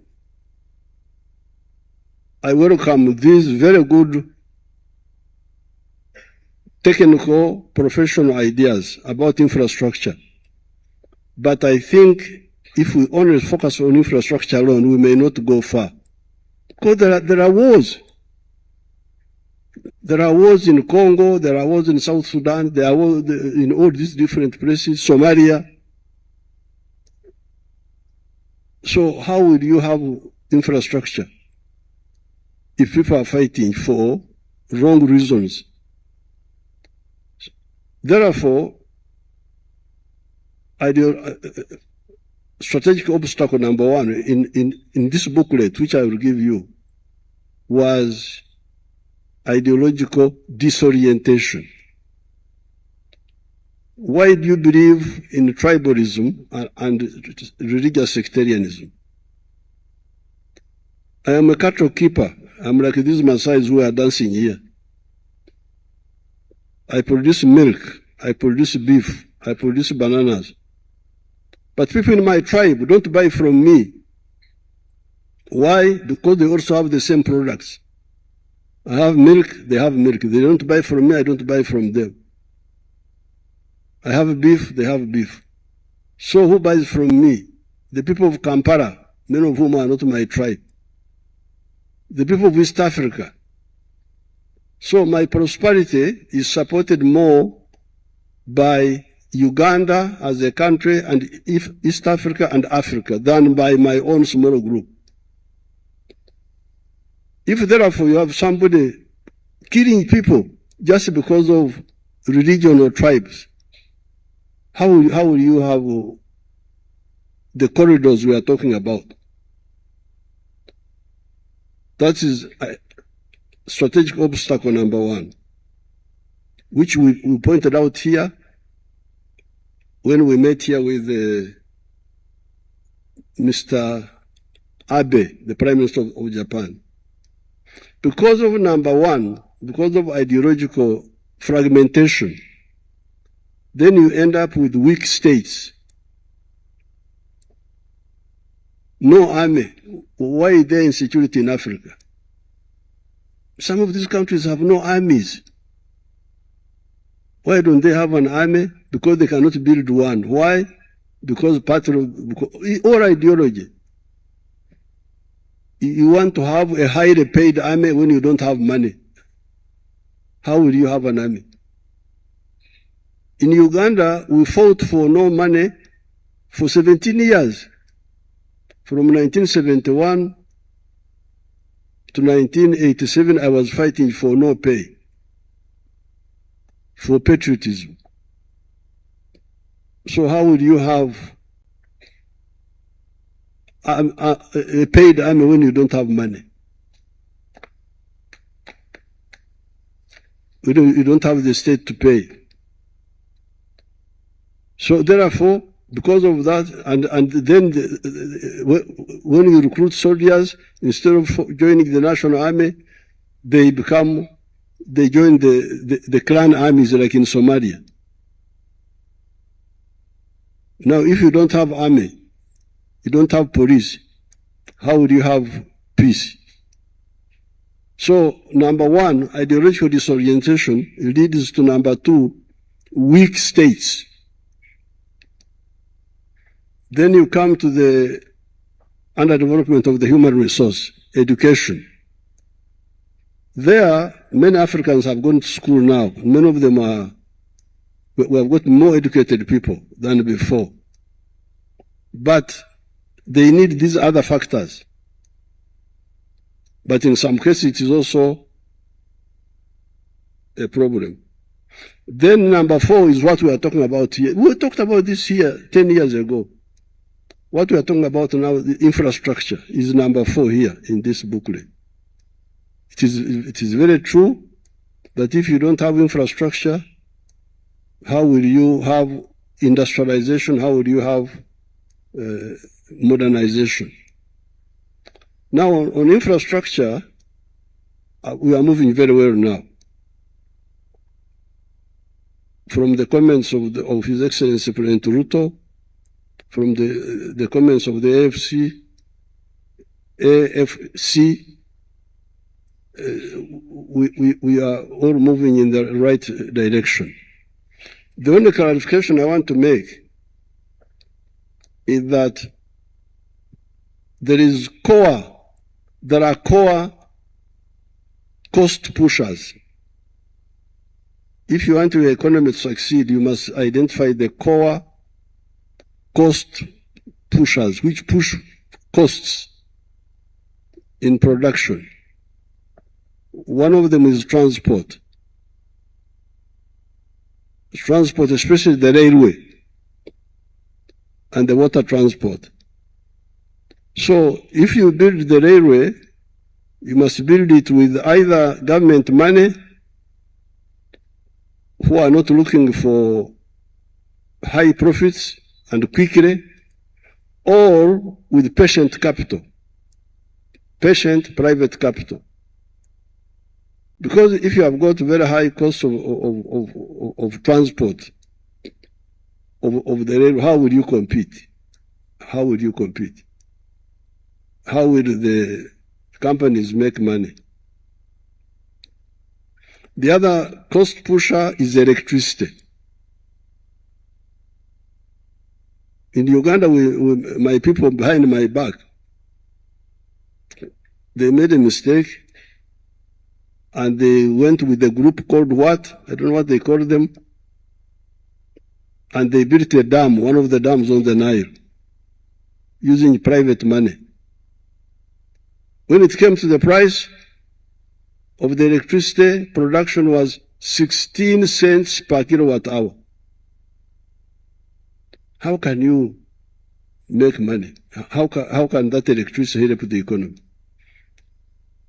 Well, it almost caused the civil war because they didn't tell me, they went behind my back.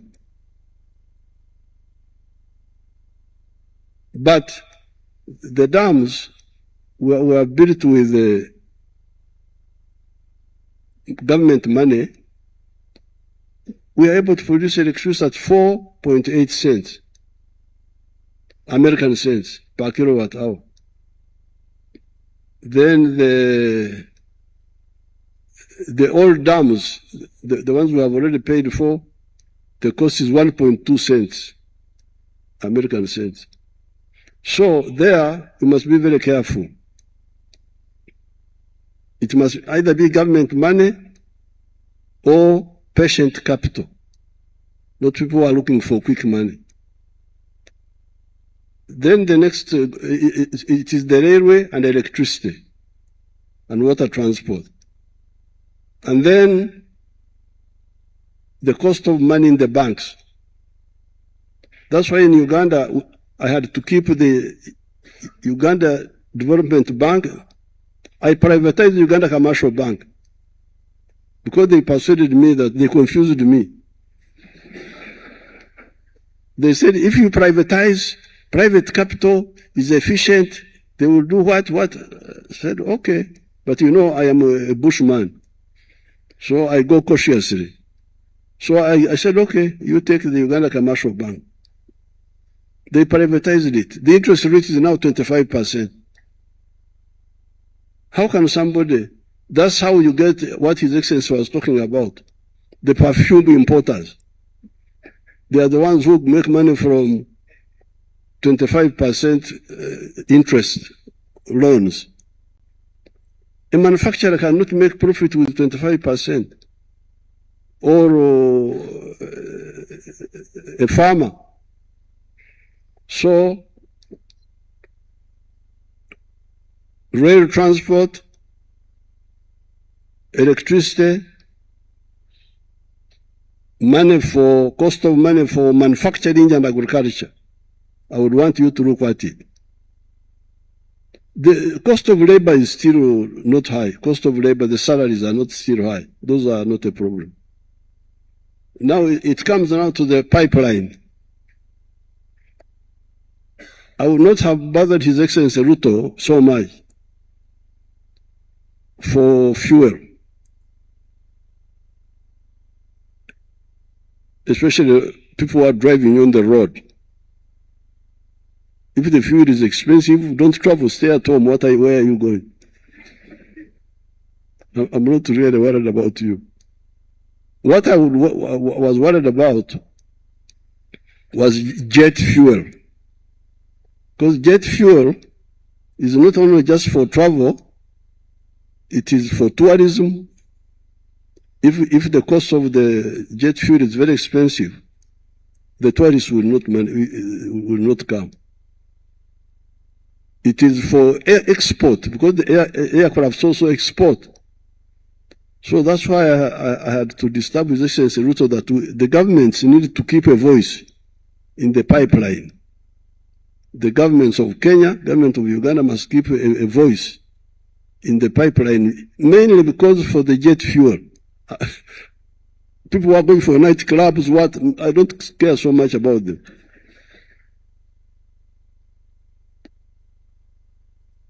If you don't have the money, stay at home. Where are you going?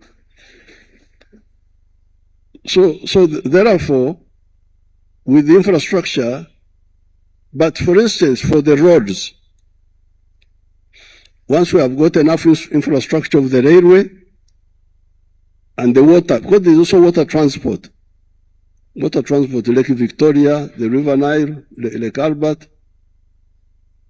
Once we have those, the railway, electricity, for the roads, we can actually have toll roads. Yeah. That's what I'm telling our American friends. Come and make money on the toll roads. I will not welcome you in the railway if you are greedy for profits. But for the toll roads, you build the road and charge it. Those who can pay, those who can use the smaller national roads. So that's what I would say on the infrastructure. Now, the other bottleneck, because of these bottlenecks, then you end up what our leaders were talking about here. Export of raw materials, unprocessed.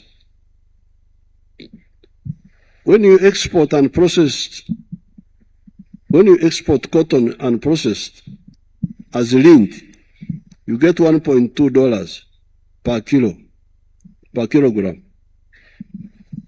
That 1 kilogram, if you make cloth out of it and garments, you will get $15. The same kilogram for which you got 1.2. If you weave, you spin, weave, and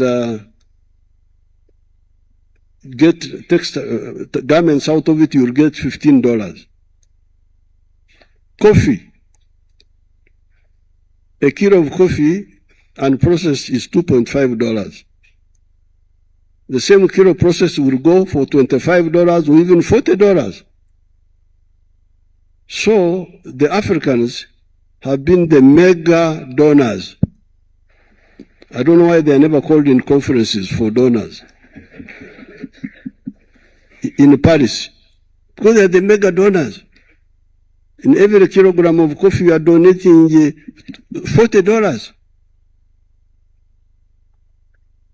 And they don't know. You find the African there putting on ties, moving around.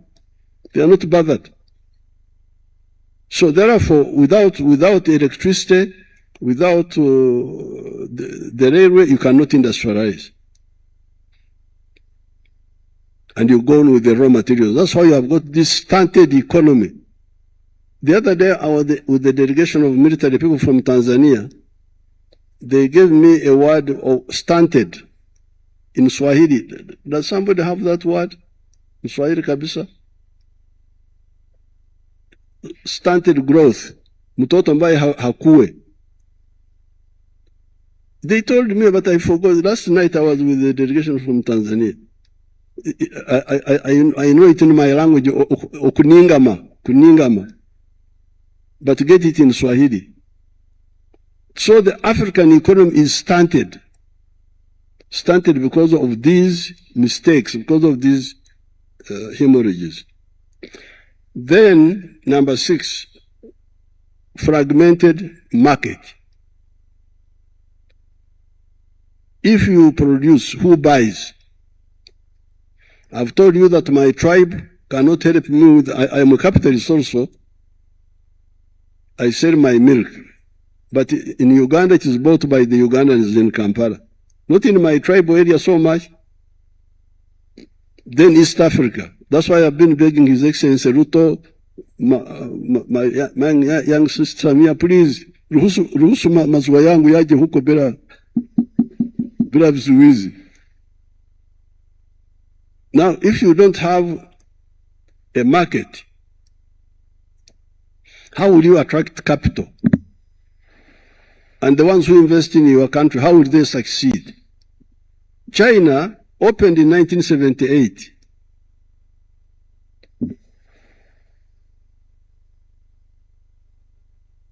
I'm comfortable, I'm all right.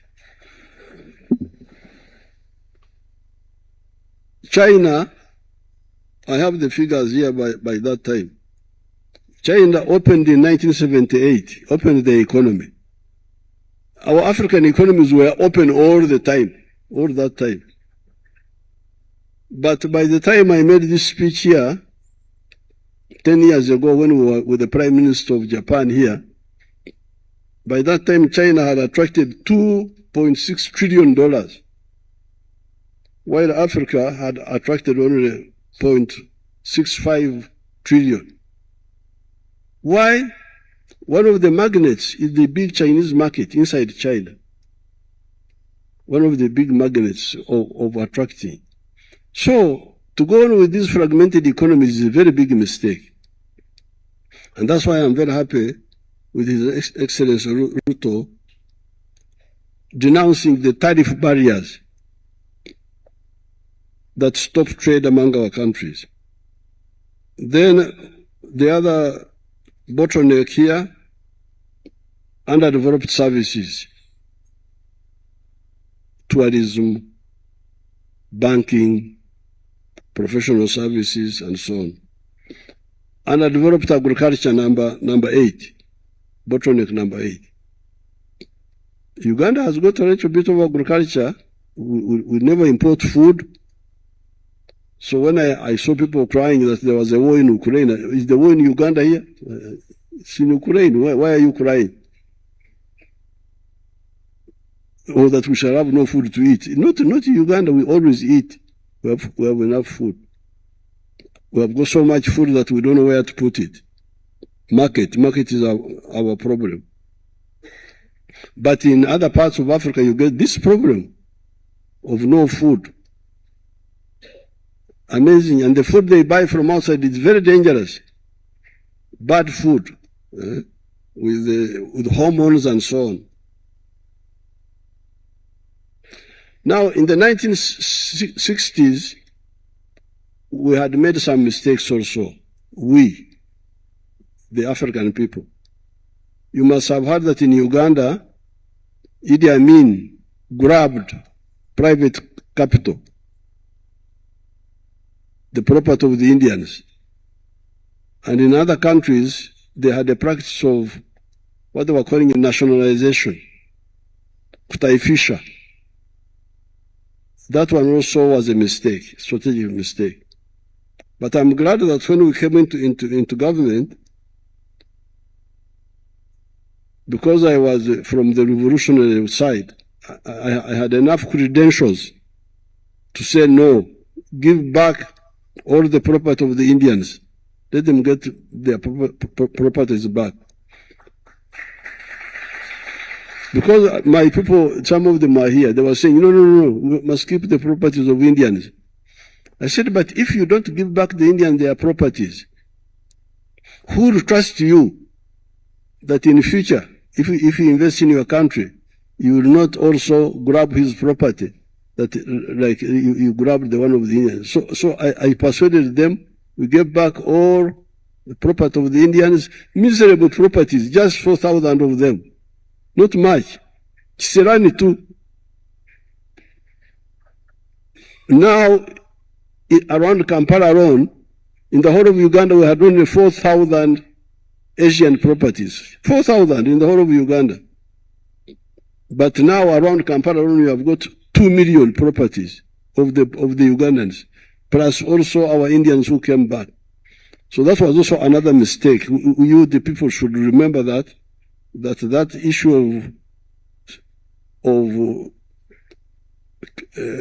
confiscating properties of private sector was one of the mistakes that delayed us. Now, finally, of course, the final bottleneck was lack of democracy. Because that was also another problem. Because if you don't have, I see some people trying to say democracy is a luxury. No. Democracy forces you to be accountable, to go to the people and win their support.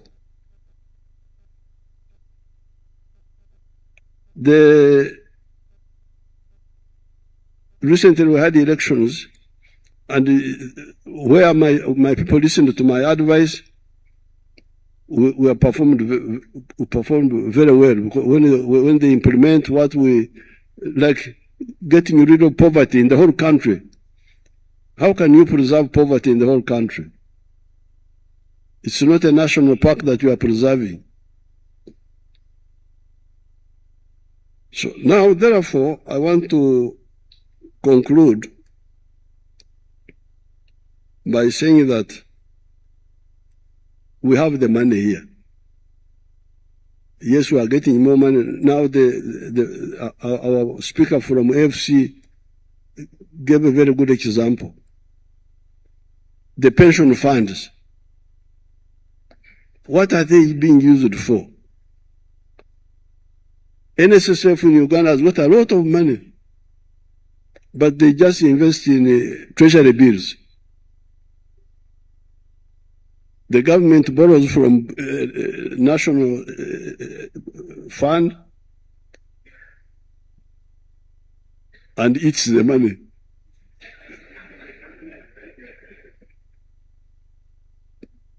They borrow for eating. So, our expert has really challenged you people, you heard him, that the NSSF money should be not for eating. Because if you treasury bills, they are borrowing to pay debts, to pay salaries, to pay what? They are not borrowing for I call infrastructure omsomyo in our language. Omsomyo means the bone marrow. You know, the English don't have enough words. They couldn't describe that part of the body. The bone marrow, they call it bone marrow. But in our language, we call it omsomyo or omshokoro in one of the other languages. So, the omshokoro of the economy is the railway, transport, electricity, the cost of, plus of course peace and so on.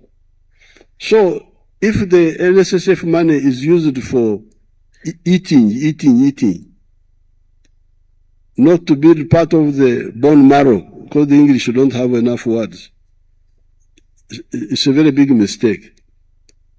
But also, the government, our countries can deliberately save. We have been funding, we set up a science innovation fund where I have been funding government innovations. We have built an electric vehicle called Chira motor vehicle, and its sister vehicles, the bus and the other smaller vehicles, using the government money, government capital. So now we are getting demands, getting orders for that electric vehicle. We are to build our own vehicles because I had begged the Japanese to come and assemble in Uganda. They refused. So I said, okay, bye-bye. Now, when I started making my vehicles, some of the Japanese came. So want to assemble. I said, no, too late. I will not allow any assembly in Uganda. You must manufacture, not assemble. The vaccines, we have been funding them ourselves. I'm going to launch an anti-tick vaccine the day after, a few days to come. So we have the capital. It's not enough, but we have it. If we constrain consumption, we can get the capital. So therefore, I'm very happy with the initiative of His Excellency Ruto. Like on the issue of the refinery, what he told you, in Uganda, I have banned the export of unprocessed minerals. All of them, I have banned them.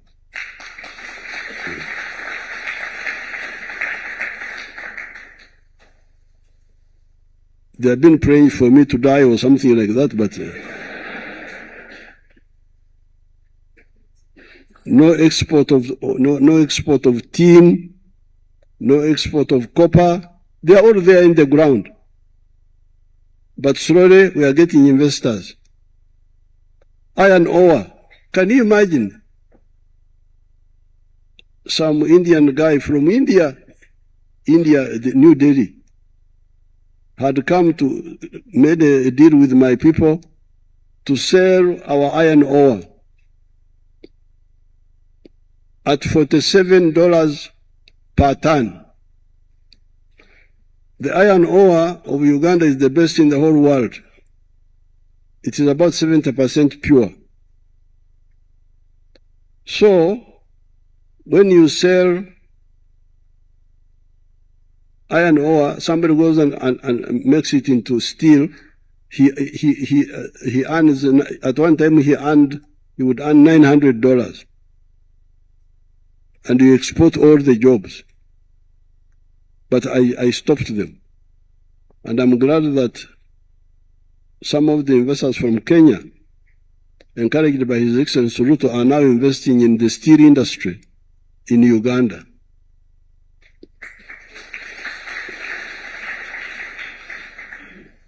Now, on the issue of petroleum, we found it long ago, 2005. But up to now, it's now about to come out of the ground. What was the reason? Disagreeing with the oil companies, Total.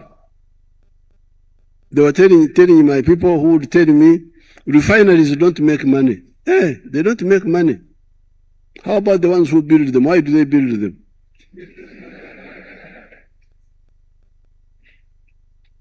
Then when I checked, the refinery in Uganda actually is very, very profitable. Do we have somebody from that sector? From energy? Do we have somebody here? Minister, do you remember the internal rate of return? Huh? 14.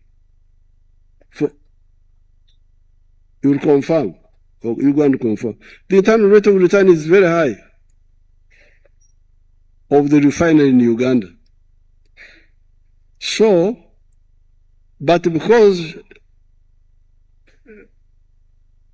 I'm also tactical, because the Total were insisting that they should take all the oil. Why do you take the oil? The users are here. Why do you take it? Say, oh, no, there's no money in the refinery. I said, no, you are lying. Now, eventually we agreed that we build a small refinery of 60,000 barrels per day. What do you call this? You build, then you add on. There's a way they say it in English. You build one unit, then you add on. Add on another 60,000, and that my refinery would have first score on the oil, and then the balance you can export through Tanzania. It's fine. Now recently, and then that ECOP, it's now called ECOP, East African Pipeline. Later on, we could see that people of Congo could use it if they want, because there's some oil there on the other side. People in South Sudan can use it, because they have got oil there. Now, this oil of the Carabat is one of the 5 provinces. We have got 4 other provinces of oil. This is just one of them. So therefore, the 13%, the internal rate of return is 1.3. Okay. And what is the internal rate of return of others in the world? Find out.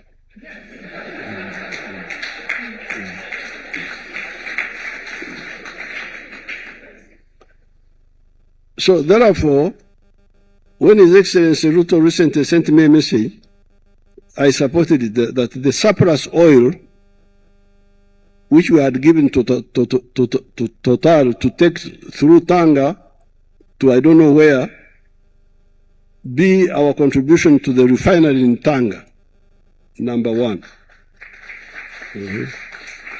Then later on, we can add the petroleum from the other Congo, from South Sudan, and also these other because the one of Uganda, where we have the oil now, is only 40% of the Arbat area. There is another 60% which we have not fully, which is not yet fully explored. So there's more oil in Uganda, both within Arbat and in the other provinces. So therefore, I support this idea of the Tanga refinery. We shall maintain our small refinery because we have already gone ahead. We are very far. We can't stop. The question is, how do you, those refineries, if you don't want to create kwa Kiswahili tunasema wivu, jealous. Tunasema wivu, if you don't want wivu, it's better that if the countries have ownership together, like in because that's what we were doing in the past. We were calling it East African Common Services. We are owning the ports together, East African harbors, East African Railway, East African Airways, East African Development Bank. It was all East African.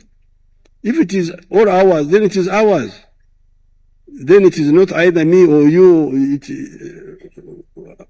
Hakuna kushindana. You are all together. So with these few words, you should be careful. Don't invite old men for.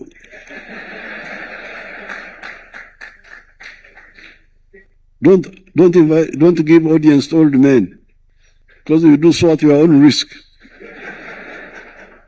With these few words, it is now my pleasure to participate in the meeting.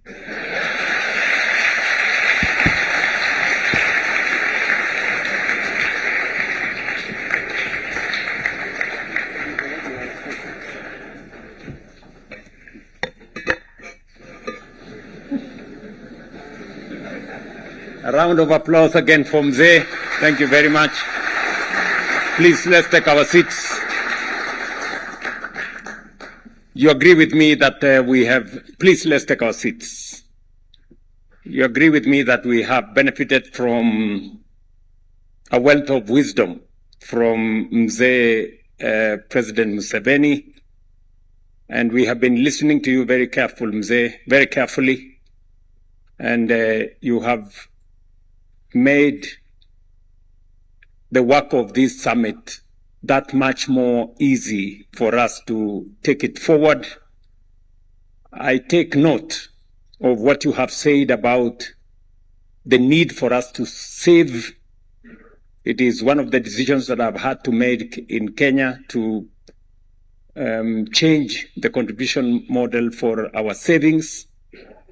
You have also made a very profound statement, and I hope those of us in Kenya were listening to Mzee. He has said money from our social security savings must not only be used for matters consumption and paying debt by investing in treasury bills. It should also be invested much more meaningfully in infrastructure development. That is what progressive countries do. I know there's been a debate in Kenya as to whether resources from our pension funds. Thank you very much. Thank you. Thank you, Your Excellency, Dr. William Samoei Ruto. I'll request that we kindly take our seats. We'll shortly be transitioning to a presidential panel discussion. And for us to transition to that, we'll now have the signing of the host country agreement. And I request that we bring in the table and those instruments that are going to be used for signing. This is a signing of the host country agreement between Kenya and the Africa Finance Corporation. It is basically to establish the regional offices of the Africa Finance Corporation in Nairobi, Kenya, as has already been mentioned. So at this point, allow me to invite the signatories, starting with His Excellency Dr. Musalia Mudavadi, who is the Prime Cabinet Secretary, to kindly take your seat at the signing table.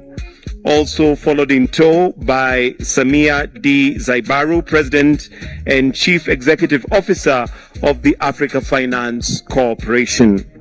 The host country agreement is between the government of the Republic of Kenya and the Africa Finance Corporation.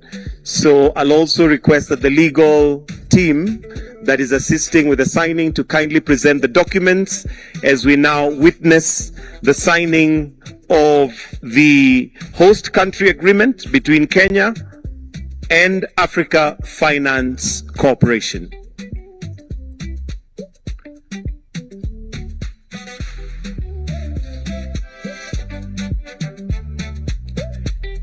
Again, the objective of this particular signing is to establish the regional offices of the Africa Finance Corporation in Nairobi, Kenya. As mentioned earlier, Kenya is definitely the hub of many activities in the region. Africa Finance Corporation, Kenya now also being established, and after the signing, we'll request for a photo op before we transition to the next part of this particular opening ceremony, which will be the presidential panel discussion, in which I will invite Jennifer, who's going to be the moderator of that particular session, Jennifer from Bloomberg, but I will do that as soon as we're done with the signing of the agreement.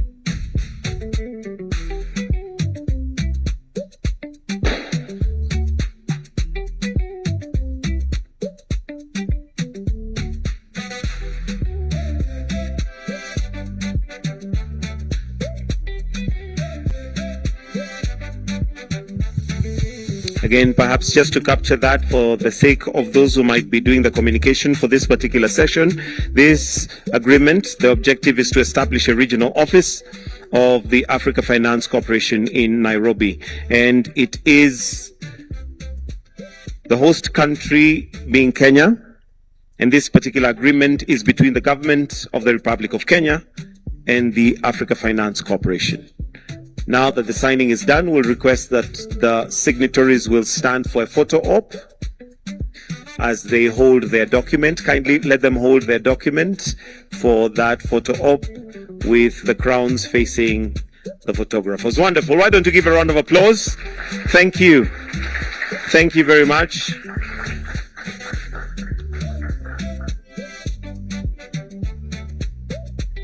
Wonderful. Thank you very much. You may exit, and I'll request that we now prepare the stage for the panel discussion. And this particular panel discussion, Africa's industrial revolution needs 3 levels of success to succeed: the right policy, the right environment to attract and retain capital, industrial courage to build and scale, and the development capital and architecture to turn projects into bankable investment assets. I'll request that we now bring in the chairs for the panel discussion as I go through this.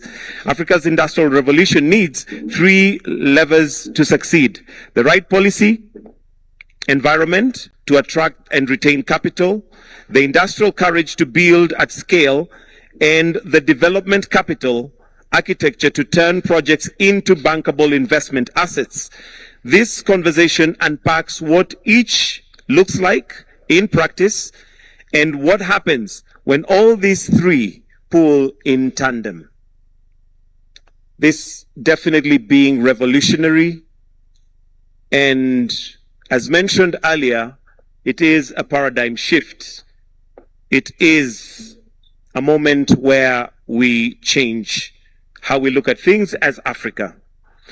So as we get ready, allow me to now invite Jennifer Zabasanja, who's an anchor at Bloomberg, who's going to be moderating this session. So I'll invite her to kindly take her seat. Then after that, scene set for what we are about to have. And as we wait for the principals, I'll request that we have some background music playing as we get ourselves ready. Jennifer, if you're around, kindly, you may come and take your seat as we prepare to invite the other panelists, which includes the two heads of state that we have present. Why don't we put our hands together as we welcome Jennifer?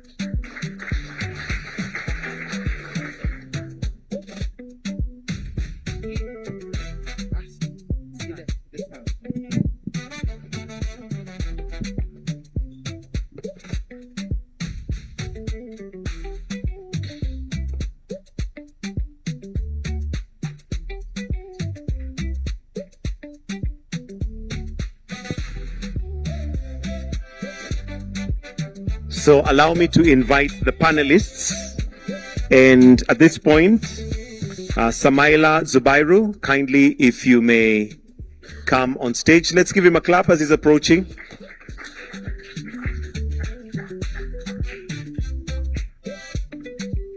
Also, allow me to invite on stage Alhaji Aliko Dangote, Chairman and CEO of Dangote Group.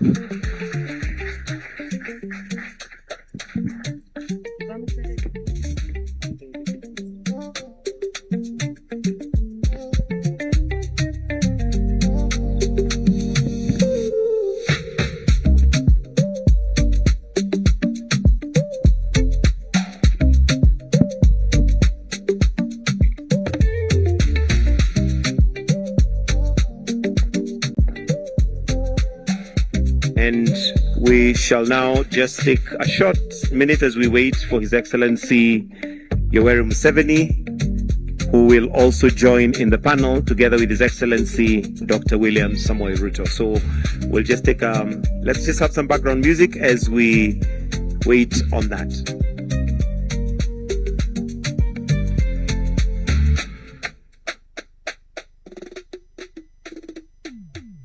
So allow me to invite Jennifer to just set the scene as we transition. Welcome, Jennifer.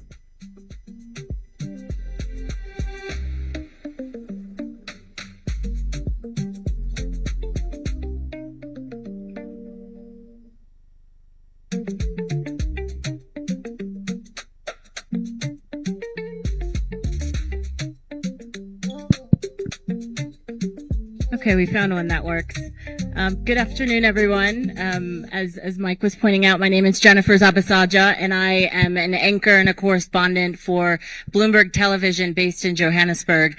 And I'm very pleased and honored to be a part of this panel session today with Aliko Dangote, also Samaila Zubairu, and our two heads of state who will join us. As we've been hearing all morning, the discussion is really about a more regional integrated approach to investment and infrastructure. And so we're hoping to, again, as Mike was pointing out, put the levers, the three different levers together that make up the ambition and hopefully accelerate some of the ambition that we have. And we have, of course, one of the best examples of that in Aliko Dangote, of course, with the refinery in Nigeria, and then some, and also the policy portion of it, how we see our leaders potentially helping us to accelerate that, and the AFC, of course, convening this gathering and talking about the financial architecture that is needed to make this happen. So perhaps we get things started while we wait a bit.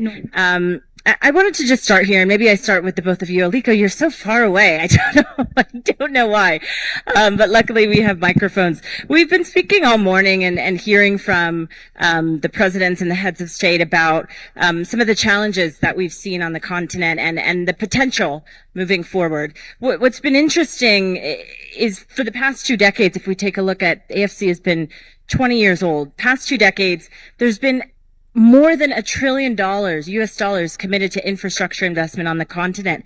And yet we're seeing the vulnerabilities of Africa at this point. Of course, from your vantage point, as someone who has this refinery that is revolutionizing the way we talk about industrialization on the continent, where do you think the gaps still are right now? Well, thank you very much. It's great to be here. I must thank AFC and the government of Kenya for arranging this conference, which is the Africa we build. I think, sorry, I have a bit of, I've lost my voice really, so, I hope you can hear me. So when you look at it today, we can do much, much bigger things, and I think it was President Ruto who said that maybe we should forgive past leaders, but right now we don't have any excuse, because we have, very big financial institutions, we have big entrepreneurs. What actually caused the delay before was that normally when you go to those financial institutions, the interest is not to develop Africa.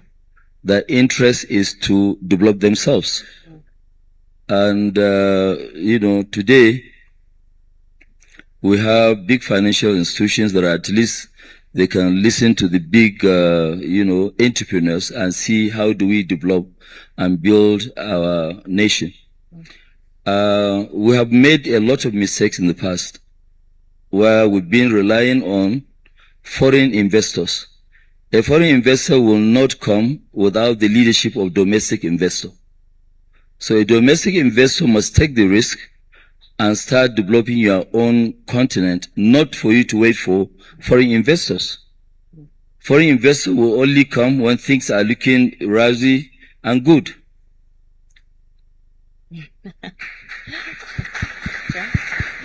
So, as we speak today, also, when you listen to the speech of President Ruto, he actually summarizes almost everything that we are to discuss today.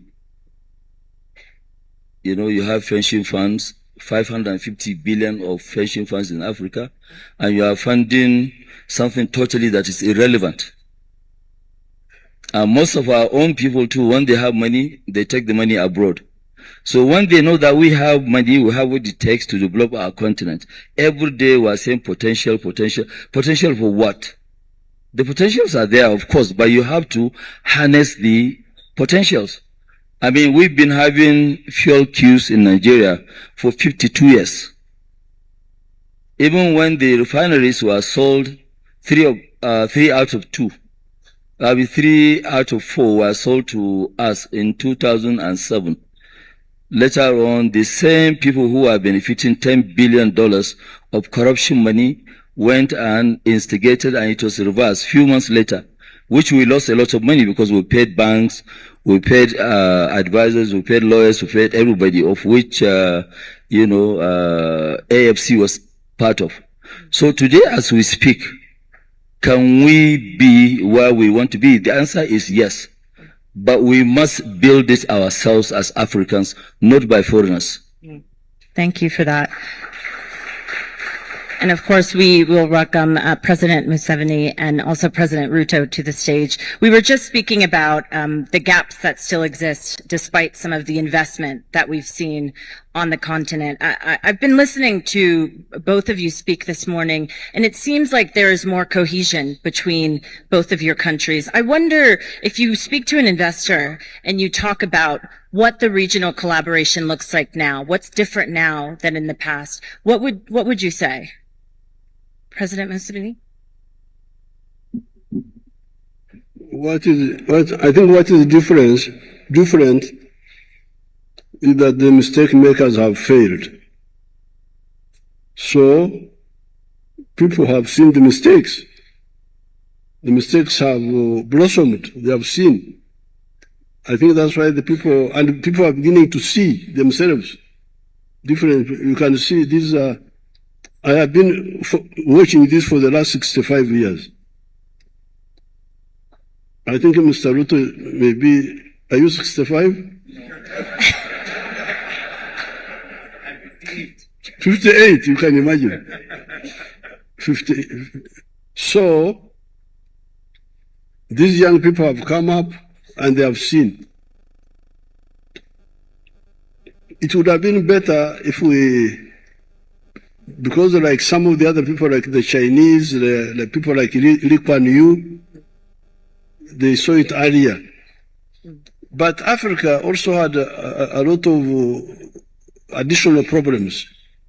Like, for instance, landlocked countries. Right.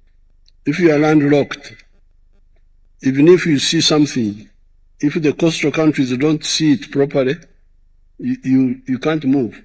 So the mistakes are our biggest teachers. Because, and the crises. The youth have no jobs.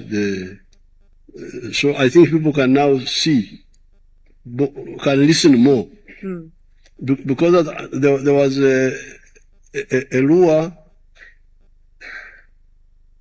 It was really ideological intoxication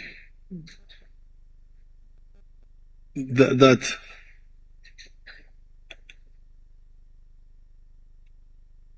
if you, like for instance here in East Africa, how the East African community broke up in 1977 with Amin.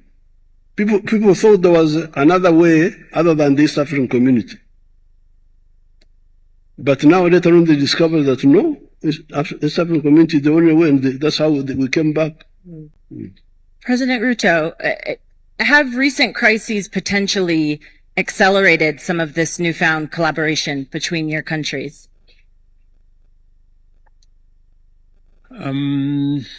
Yes and no. I think the question you've asked is what is different now? And I think there is realization by all of us that the solution to the challenges and problems we have is not out there. It is right with us. If you listen from what Dangote has said, he has said investors from out there will not invest in our countries unless we take the lead ourselves. Why would somebody else take a risk? How is it their business to build our countries? It's none of their business, and I mean, rightfully so. First and foremost, we must realize that it is our responsibility. Others can only come to support us, but we must take the lead ourselves. And it doesn't start with entrepreneurs and industrialists like Aliko here. It starts with leaders like President Museveni and myself. Because a challenge that we have in our continent is a challenge of leadership. That's it. I mean, if the leaders are not willing to lead from the front, if the leaders are not willing to make the decisions, the policy choices that will take our country forward, because some of the policy choices are not necessarily popular.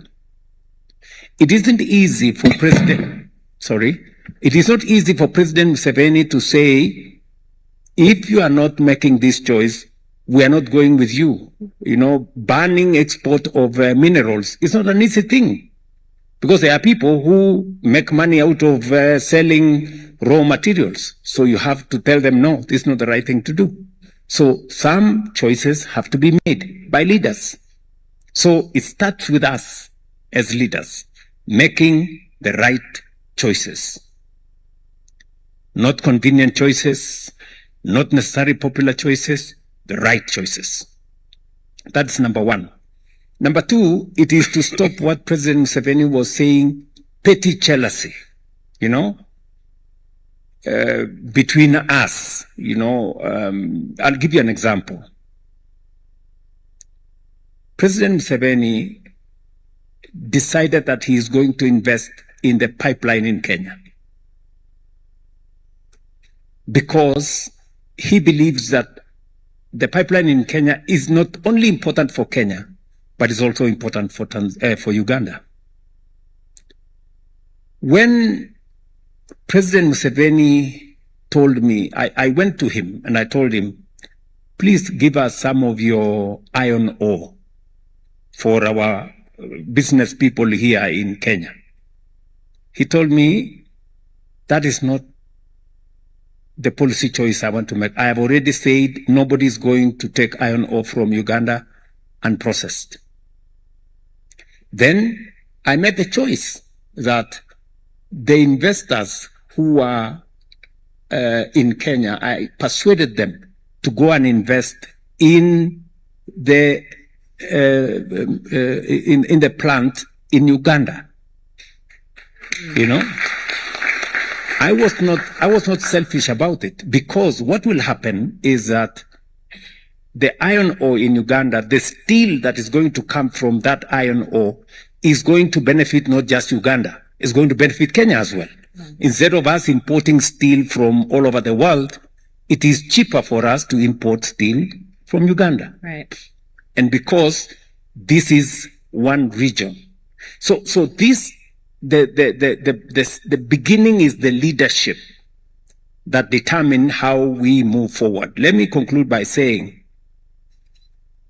listening to Aliko Dangote here, it is not just leadership at our level, it's also leadership at the level of our business people. It would have been easier for Aliko Dangote to do trade of oil. I remember speaking to President Olusegun Obasanjo, and he told me he had a meeting with Aliko here, and Aliko told him, if you don't change the policies here, it is easier for me to import oil cheaper, I make more money, sell, than to refine oil, unless you make the right policy decisions. And that is what Aliko is telling us here, that the private sector and us will invest in the refinery. And by the way, we are discussing a refinery in Tanzania. The two of you. Yes, we are not discussing a refinery in Kenya or Uganda. We are discussing that we are going to have a joint refinery in Tanga to benefit all of us, because that refinery is going to take on board the oil from DRC, the oil from Kenya, the oil from South Sudan, the oil from Uganda, and we will just need to build a short pipeline from Tanga to Mombasa, and the finished product will use the pipeline that we already jointly own with Uganda. So all our assets become profitable. But you need a longer term view, to see it than just a short term, country by country. And that is why President Museveni was saying fragmentation is also part of our enemy. That is why some people broke up the East African community, because they didn't see the benefit of the bigger market. They were just looking at individual countries. So that is the where we are at the moment. And it is different because we've all learned our lessons. The policymakers, like myself and President Museveni, we can see with clarity where this should go. Industrialists like Dangote here, they too can see. And AFC right here with us, and all these other good bank people, they also appreciate that it is their responsibility to invest in this infrastructure, because it makes them money and it grows their bank balance sheets as well. Thank you, President Ruto. Samaila, I wanted you to jump in, because But Mujuku, you speak Swahili? Not right now. Samaila, I wanted you to jump in because... Just hold on. What is also new is that if you look at Uganda, the pool of scientists whom we have now, we didn't have them at independence. We now have people who can do anything: automobiles, vaccines, electronics. So although we are meandering, making mistakes, but also some capacity was being built. Education, knowledge. We've got a lot of scientists. There's nothing you cannot make. So that is also new. So it is capacity there, but what he's saying, the eyes to see the future workforce. Samaila, I wanted you to jump in. When you talk to global investors, is this regional cooperation, is that becoming a prerequisite? Because it seems like you've been speaking about this for quite some time, and it's seeming like now that we're getting government on board, this is actually starting to pick up steam and being the case for capital to actually be deployed. What are you hearing in your discussions? Very good question. I'd like to lean in on 2 points raised. I think the key point is leadership. Leadership is extremely, extremely important to whatever we want to achieve.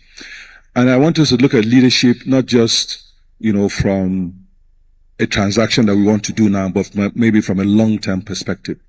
We need to embrace the idea of thinking about the next 15, 20, 30 years when we're thinking about development.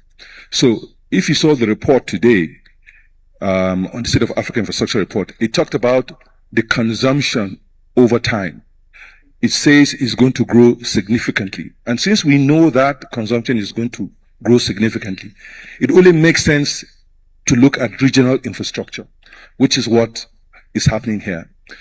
Another point I want to make is the need for this same leadership to be applied to capital mobilization. I cannot emphasize that point enough, because Alhaji Aliko mentioned it. I mentioned it as well. And President mentioned it. He said, who pays the piper dictates the tune. Capital has always been one of those enablers for development, and we need to crack that code. And it's not so difficult. It's not so difficult because what we need to do is to look at what we have. Our research shows we have 4.4 trillion, over 600 billion with pension funds, over 400 billion with insurance funds. That's $1 trillion. And these are traditional long-term investors. So what we should be looking at is the regulation that prevents insurance companies from playing in other jurisdictions. The regulations that focus more on short-term treasury bill investments as opposed to long-term productive investments. We need to educate our trustees and gatekeepers on the need to think of the future of the workers whose funds they are managing. It is not enough to say that you're managing funds for pensioners and their children will be unemployed. That doesn't make any sense. We must have that in mind, that we must be managing holistically. So that means we must be deliberate around policy and on what will make policy work. So I come back to credit enhancements. We're just starting this journey. We're starting this journey. We need to understand that the trustees are more focused on safety and liquidity. That's their job. So we need to find a way to make them comfortable to take longer term risks. And I believe that within us in this room, the Alliance of African Multilateral Financial Institutions, the new architecture for the new African Financial Architecture Development that is being chaired by ADB, within this room or within this group, we can create guarantee programs that will take the initial risk from pension funds. So they're not looking at the project, they're looking at our own risks. And because we are going to develop and prepare these projects, they can be comfortable that we will not put our money in things that don't work. I say this because we need to go beyond this 100 million, 1 billion, 2 billion. We should be looking at 20, 30, 40, 50 billion for development. And for me, that is more important than any conversations that we can have with anybody. Let's focus on our needs for development. We have identified several infrastructure projects that need to be built. We have identified several refineries, fertilizer plants, all of this. They need billions of dollars.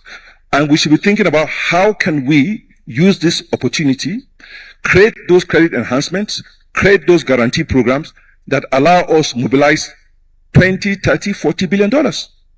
I'm not interested in conversations. I mean, we have conversations, but I mean, like Alhaji Aliko mentioned, they are focused on their own objectives. Yeah. I'm focused on African objectives. I'm focused on the future of the African child. I'm focused on what future are we living. So I'm more interested in what we can do together. I'm more interested in what leadership can get done. And let's work together, make these reforms in the insurance, in the pension sectors to ensure that capital moves around. So somewhat answered my question. A little bit of, not so much a prerequisite, but just it's a nuanced discussion that you're having with investors now. Aliko, I wanted you to jump in because you have said you have an ambitious goal for the Dangote Group and want to invest where there's a lack of investment on the African continent. When you look at East Africa, what are the policy commitments that you need? You say you're already in discussion. What is it that you need? I think what we need, first of all, is consistency in government policies. That's number one. And also the support of the governments here. Because, I mean, if you look at it really, what we lack in Africa is quite a lot. Because we're a continent of imports and we're not really exporting much. We export raw materials. Which means when you export raw materials, you are exporting jobs. And when you import, you are importing poverty. Because you are creating jobs out there, not here in the continent. So I think with the support of the government, there's nothing that is impossible. And some of us were really tired of seeing our continent going out there to be begging for anything. I mean, if you remember at the beginning of the war between Ukraine and Russia, the chairman of African Union, that was President Macky Sall, had to go and be begging for fertilizers. And since that day, I said, okay, fine, by 2028, Africa will be self-sufficient in fertilizer. And while doing that, we're opening 20 blending plants in areas where they don't have the capacity. Also, we are going to be at 12 million tons of urea. We are going to have massive potash and phosphate from Congo, Brazzaville. And we believe we will satisfy most of the demands of Africa. I mean, you look at it today with population of Africa of 1.4 billion and also rising, right? We don't have raw material for detergent. Just to wash this clothes, which we need every day. We don't have. We only have 2 factories, one Egypt, 50 tons, 100 tons in Algeria. So that's why we also launched now 400,000 metric tons of linear alkaline benzene, which is the 100% raw material of detergent. So we have quite a lot of which before we don't have the capacity. But right now, with the likes of Afrexim Bank, with the likes of Africa Finance Corporation, with a lot of support from other financial institutions, following these two, there's nothing we cannot do in Africa. That's why we, as a group, we have now launched between now and 2030, we're investing $40 billion in various fields. Is part of that the refinery? Even now, I can give commitment to the 2 presidents that were here. If they will support the refinery, we'll build the identical one that we have in Nigeria, 650,000 barrels. Wow. So the discussions are still early, though, but the 3 of you, it seems like you're trying to make this work. It will work. There's nothing that can stop it. We have done the one in Nigeria, and that's why we are taking the bold move, which we have started already. Piling has started. We are building that one to a scale. 1.4 million barrels a day will give us will be the largest refinery in the world. That's number one. Number 2, will have 10% of the entire United States of America's refining capacity. And this is coming with a lot of, petrochemicals. And you look at it today in Nigeria, if not because we have polypropylene, all the businesses would have collapsed because cement is packed in polypropylene, flour, rice, grains, everything. So nothing. And the cost now has shot up between just 45 days from $900 a ton to $3,000. That's no way you can afford it. So that is why we must learn how to build self-sufficiency. Right now, we have big financial institutions that are very hungry for big ticket items. And we are also big in terms of our own vision. Before, there's nothing that, any one of us will sit down and say, no, I want to build something like, when Samaila was heading our finance, long time ago, this was 2003, 2004, 2005, we were even paying 44% interest rate in Nigeria. We had to go to IFC to raise money. Was our first loan abroad was 478 million. And this thing can be done. 478 million. Samaila gave them a calculation that, okay, we need 3 years loan. They said, no, you guys, you don't know what you are talking about. You need 7 years. 2 years moratorium, 5 years payment. We said, okay, we agree because we are desperate for the money. When we took that money, we paid it back before the expiration of the moratorium, which is 18 months. 24 months, but we paid the money back in 18 months. So it is possible. Africans can do it. Let us not be scared. Let them not come and convince us that, no, somebody needs to carry our raw material to go and produce and bring the items here. I must really thank President of Uganda for taking this bold move. Stopping the export, they will be forced, they will come and produce. Why do you want to take the raw material, then you bring it back? We too, we have educated people, we have big financial institutions. It's not like before. Things have changed. Thank you for that. I'm cognizant of time. We don't have enough time. President Ruto, yes. I'm happy that my Minister for Minerals is here, Hassan Joho. I hope you have heard the I see more plans. We are not exporting anything raw going forward. And the instructions are very clear that our minerals, for the record, sit down, was it? For the record, we had Base Titanium, one of the companies, they were exporting titanium out of Kenya. They exported everything close to the mines, and we got nothing out of it. Very little, and the future generations are going to ask us, there was titanium in Kenya. What happened to it? And we will have no answers for it. And that is why, going forward, we've been very clear as a government that the rare earth that we are now looking at, all the other gold issues and the whole mineral sector, we are not going to export it raw anymore. With clarity.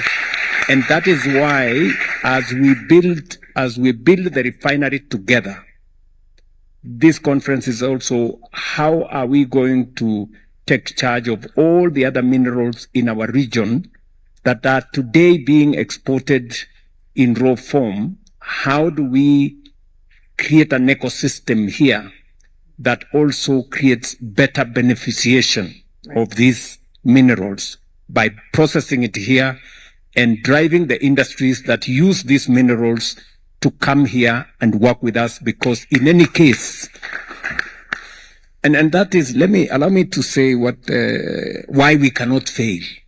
It is not possible for us to fail. Even with the refinery, it is not possible for us to fail. Why? Because we have the raw material. We have crude. Number two, we have the market to buy the product. We are currently importing the products from all over the place. So we have the market to sell. Number three, we have the capital to build it, to develop it, and we have the industrialists to help us run it. Why would we fail? That's a fair question. President Museveni, I'd love to hear your perspective, especially as you're getting set to be an oil producer. How do you see this changing your economy, but also how do you assure beneficiation for your economy, as President Ruto was just speaking there? And the region, excuse me. Our strategy is already clear. We shall build the small refinery which we had planned of 60,000, that will be 180,000. Of course, this was for the internal market of Uganda and for the parts of Tanzania and parts of Kenya which are near Uganda because of the transport costs. But the surplus oil we shall contribute to the East African refinery, the one of Tanga. And as I told you, this is just from 40% of one of the 5. So we have got more oil. So when that more oil comes, we shall contribute to the refinery in Tanga more, but also must own it also. It cannot be owned by the coastal states only. It must be owned by. Regarding the other minerals, I can tell you, for instance, the uranium. We have got a lot of uranium. A Canadian company came and said, I want to take the uranium. So where are you taking it? To abroad. But I have had a rumor. What are you going to do with the uranium abroad? To generate electricity. But I have had a rumor that there are some human beings here. It's not confirmed, but I have had a rumor that there are some human beings here who need electricity. Why don't you start with those? The man disappeared. They never came back. So the uranium is in the ground. You, the grandchildren, you will get it out if we don't get it out. It's there for you. That is the same story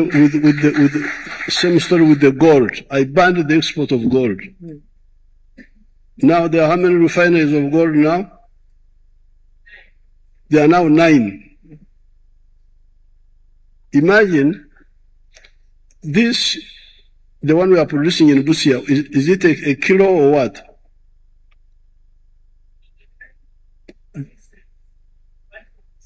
No. The one they gave me, is it a kilo or what? Yeah, but what is it? The weight? Now, if you export gold unprocessed, 84% pure, you get $60,000 a kilo.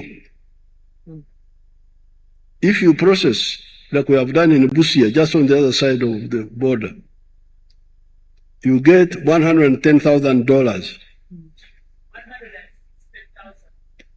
160,000. 168,000.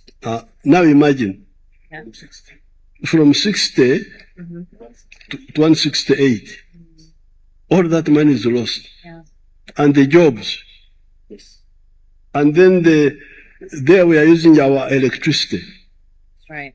You know, you the grandchildren, you must have heard of something we the elders call vertical integration. Right.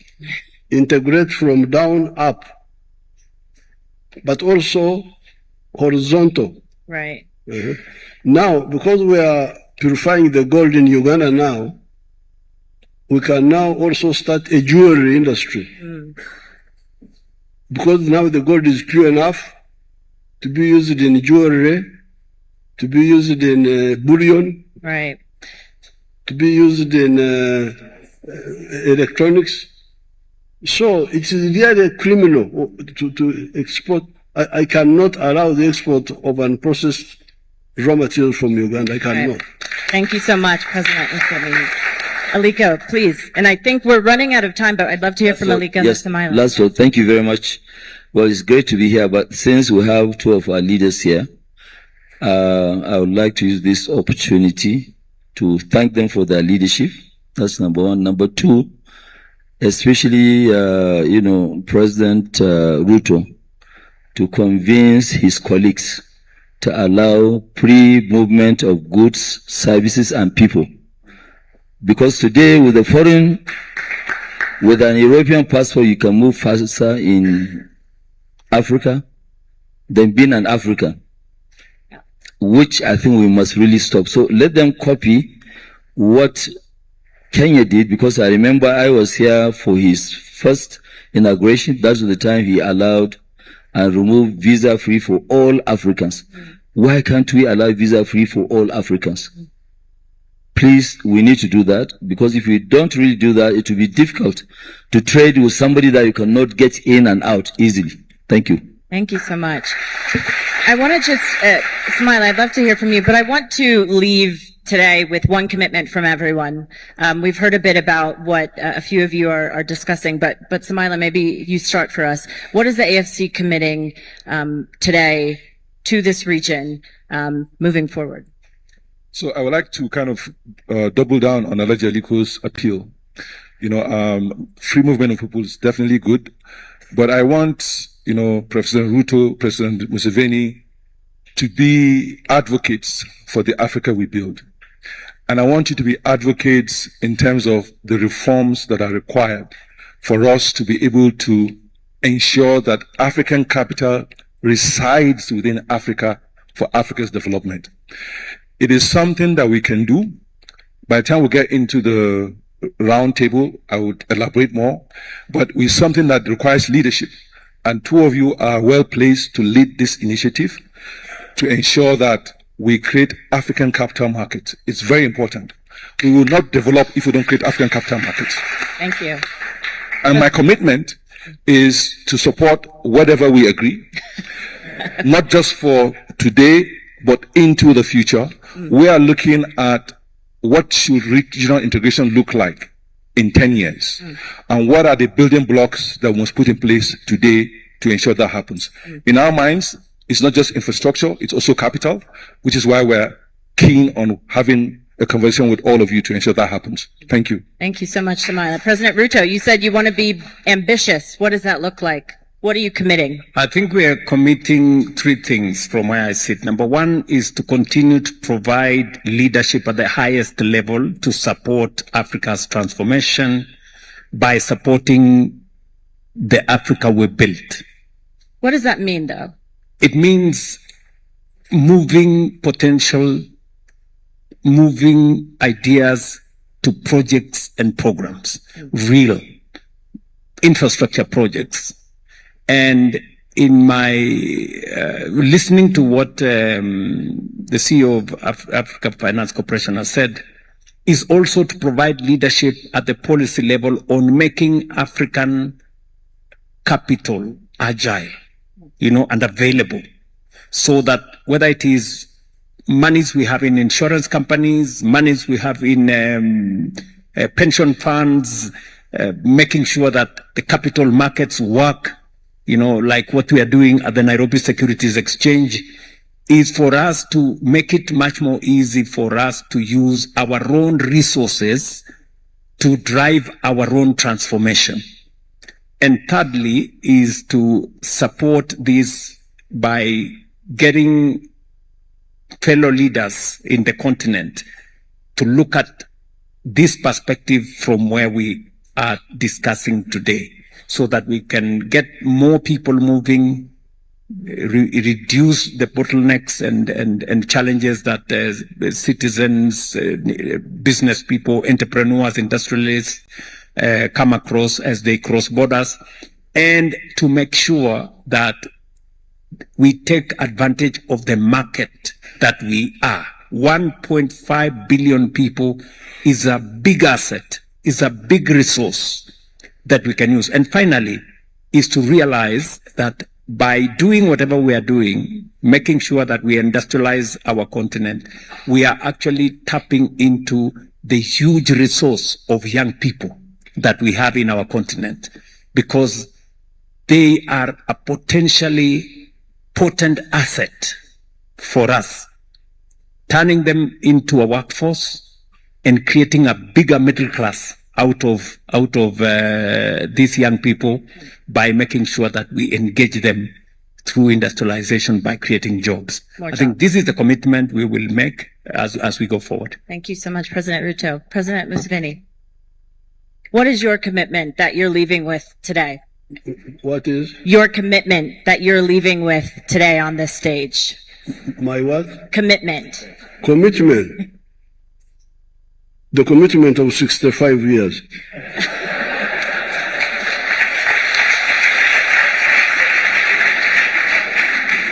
You see,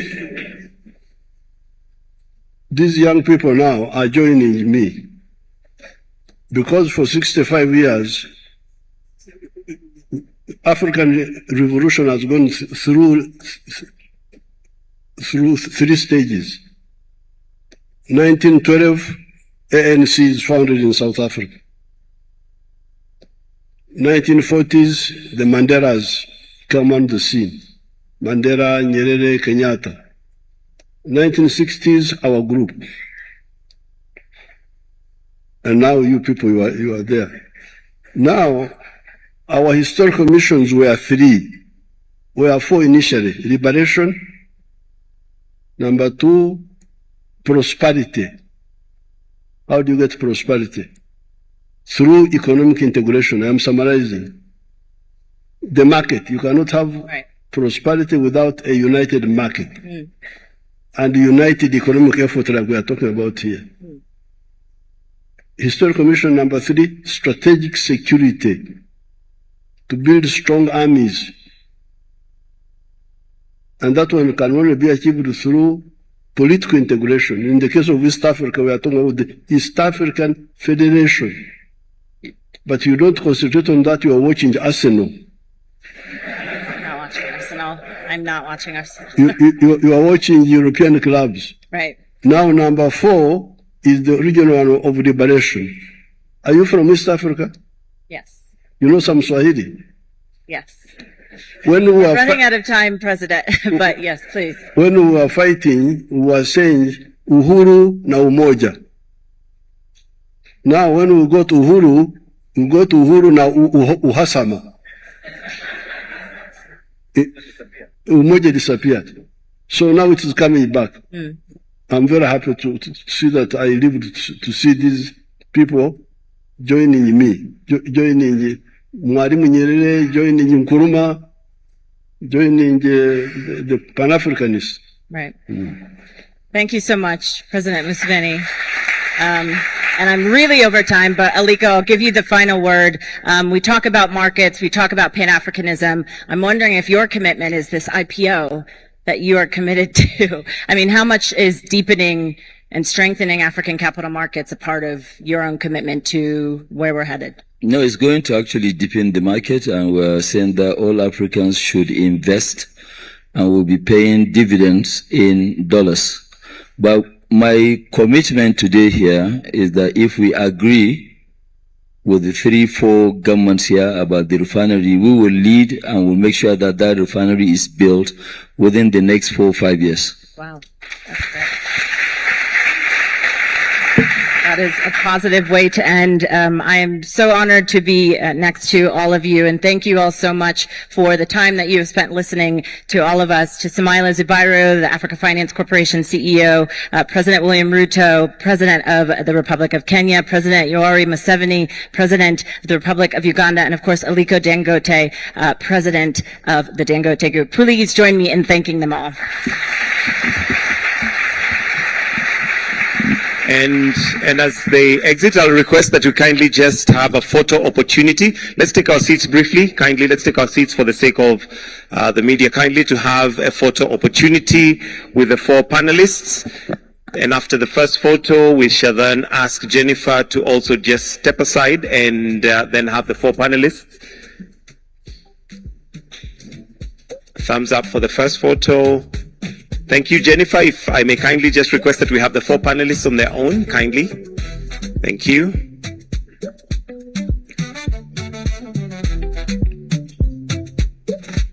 Thank you. I'll then request that we all be upstanding. We're going to be winding up with the national anthem. I'll request that the two heads of state remain on stage. Kindly, the other two gentlemen, if we can step down. We'll finish with the two anthems, starting with the Ugandan national anthem and followed by the Kenyan anthem. And just for announcements, because after this we'll not have another chance, those participating in the round table proceed immediately to the 31st floor. You have to have the red overlay for you to do that. So kindly, let's proceed. Lunch will be served in the Mara Ballroom for the rest. Let us have now the two anthems, starting with the Ugandan anthem.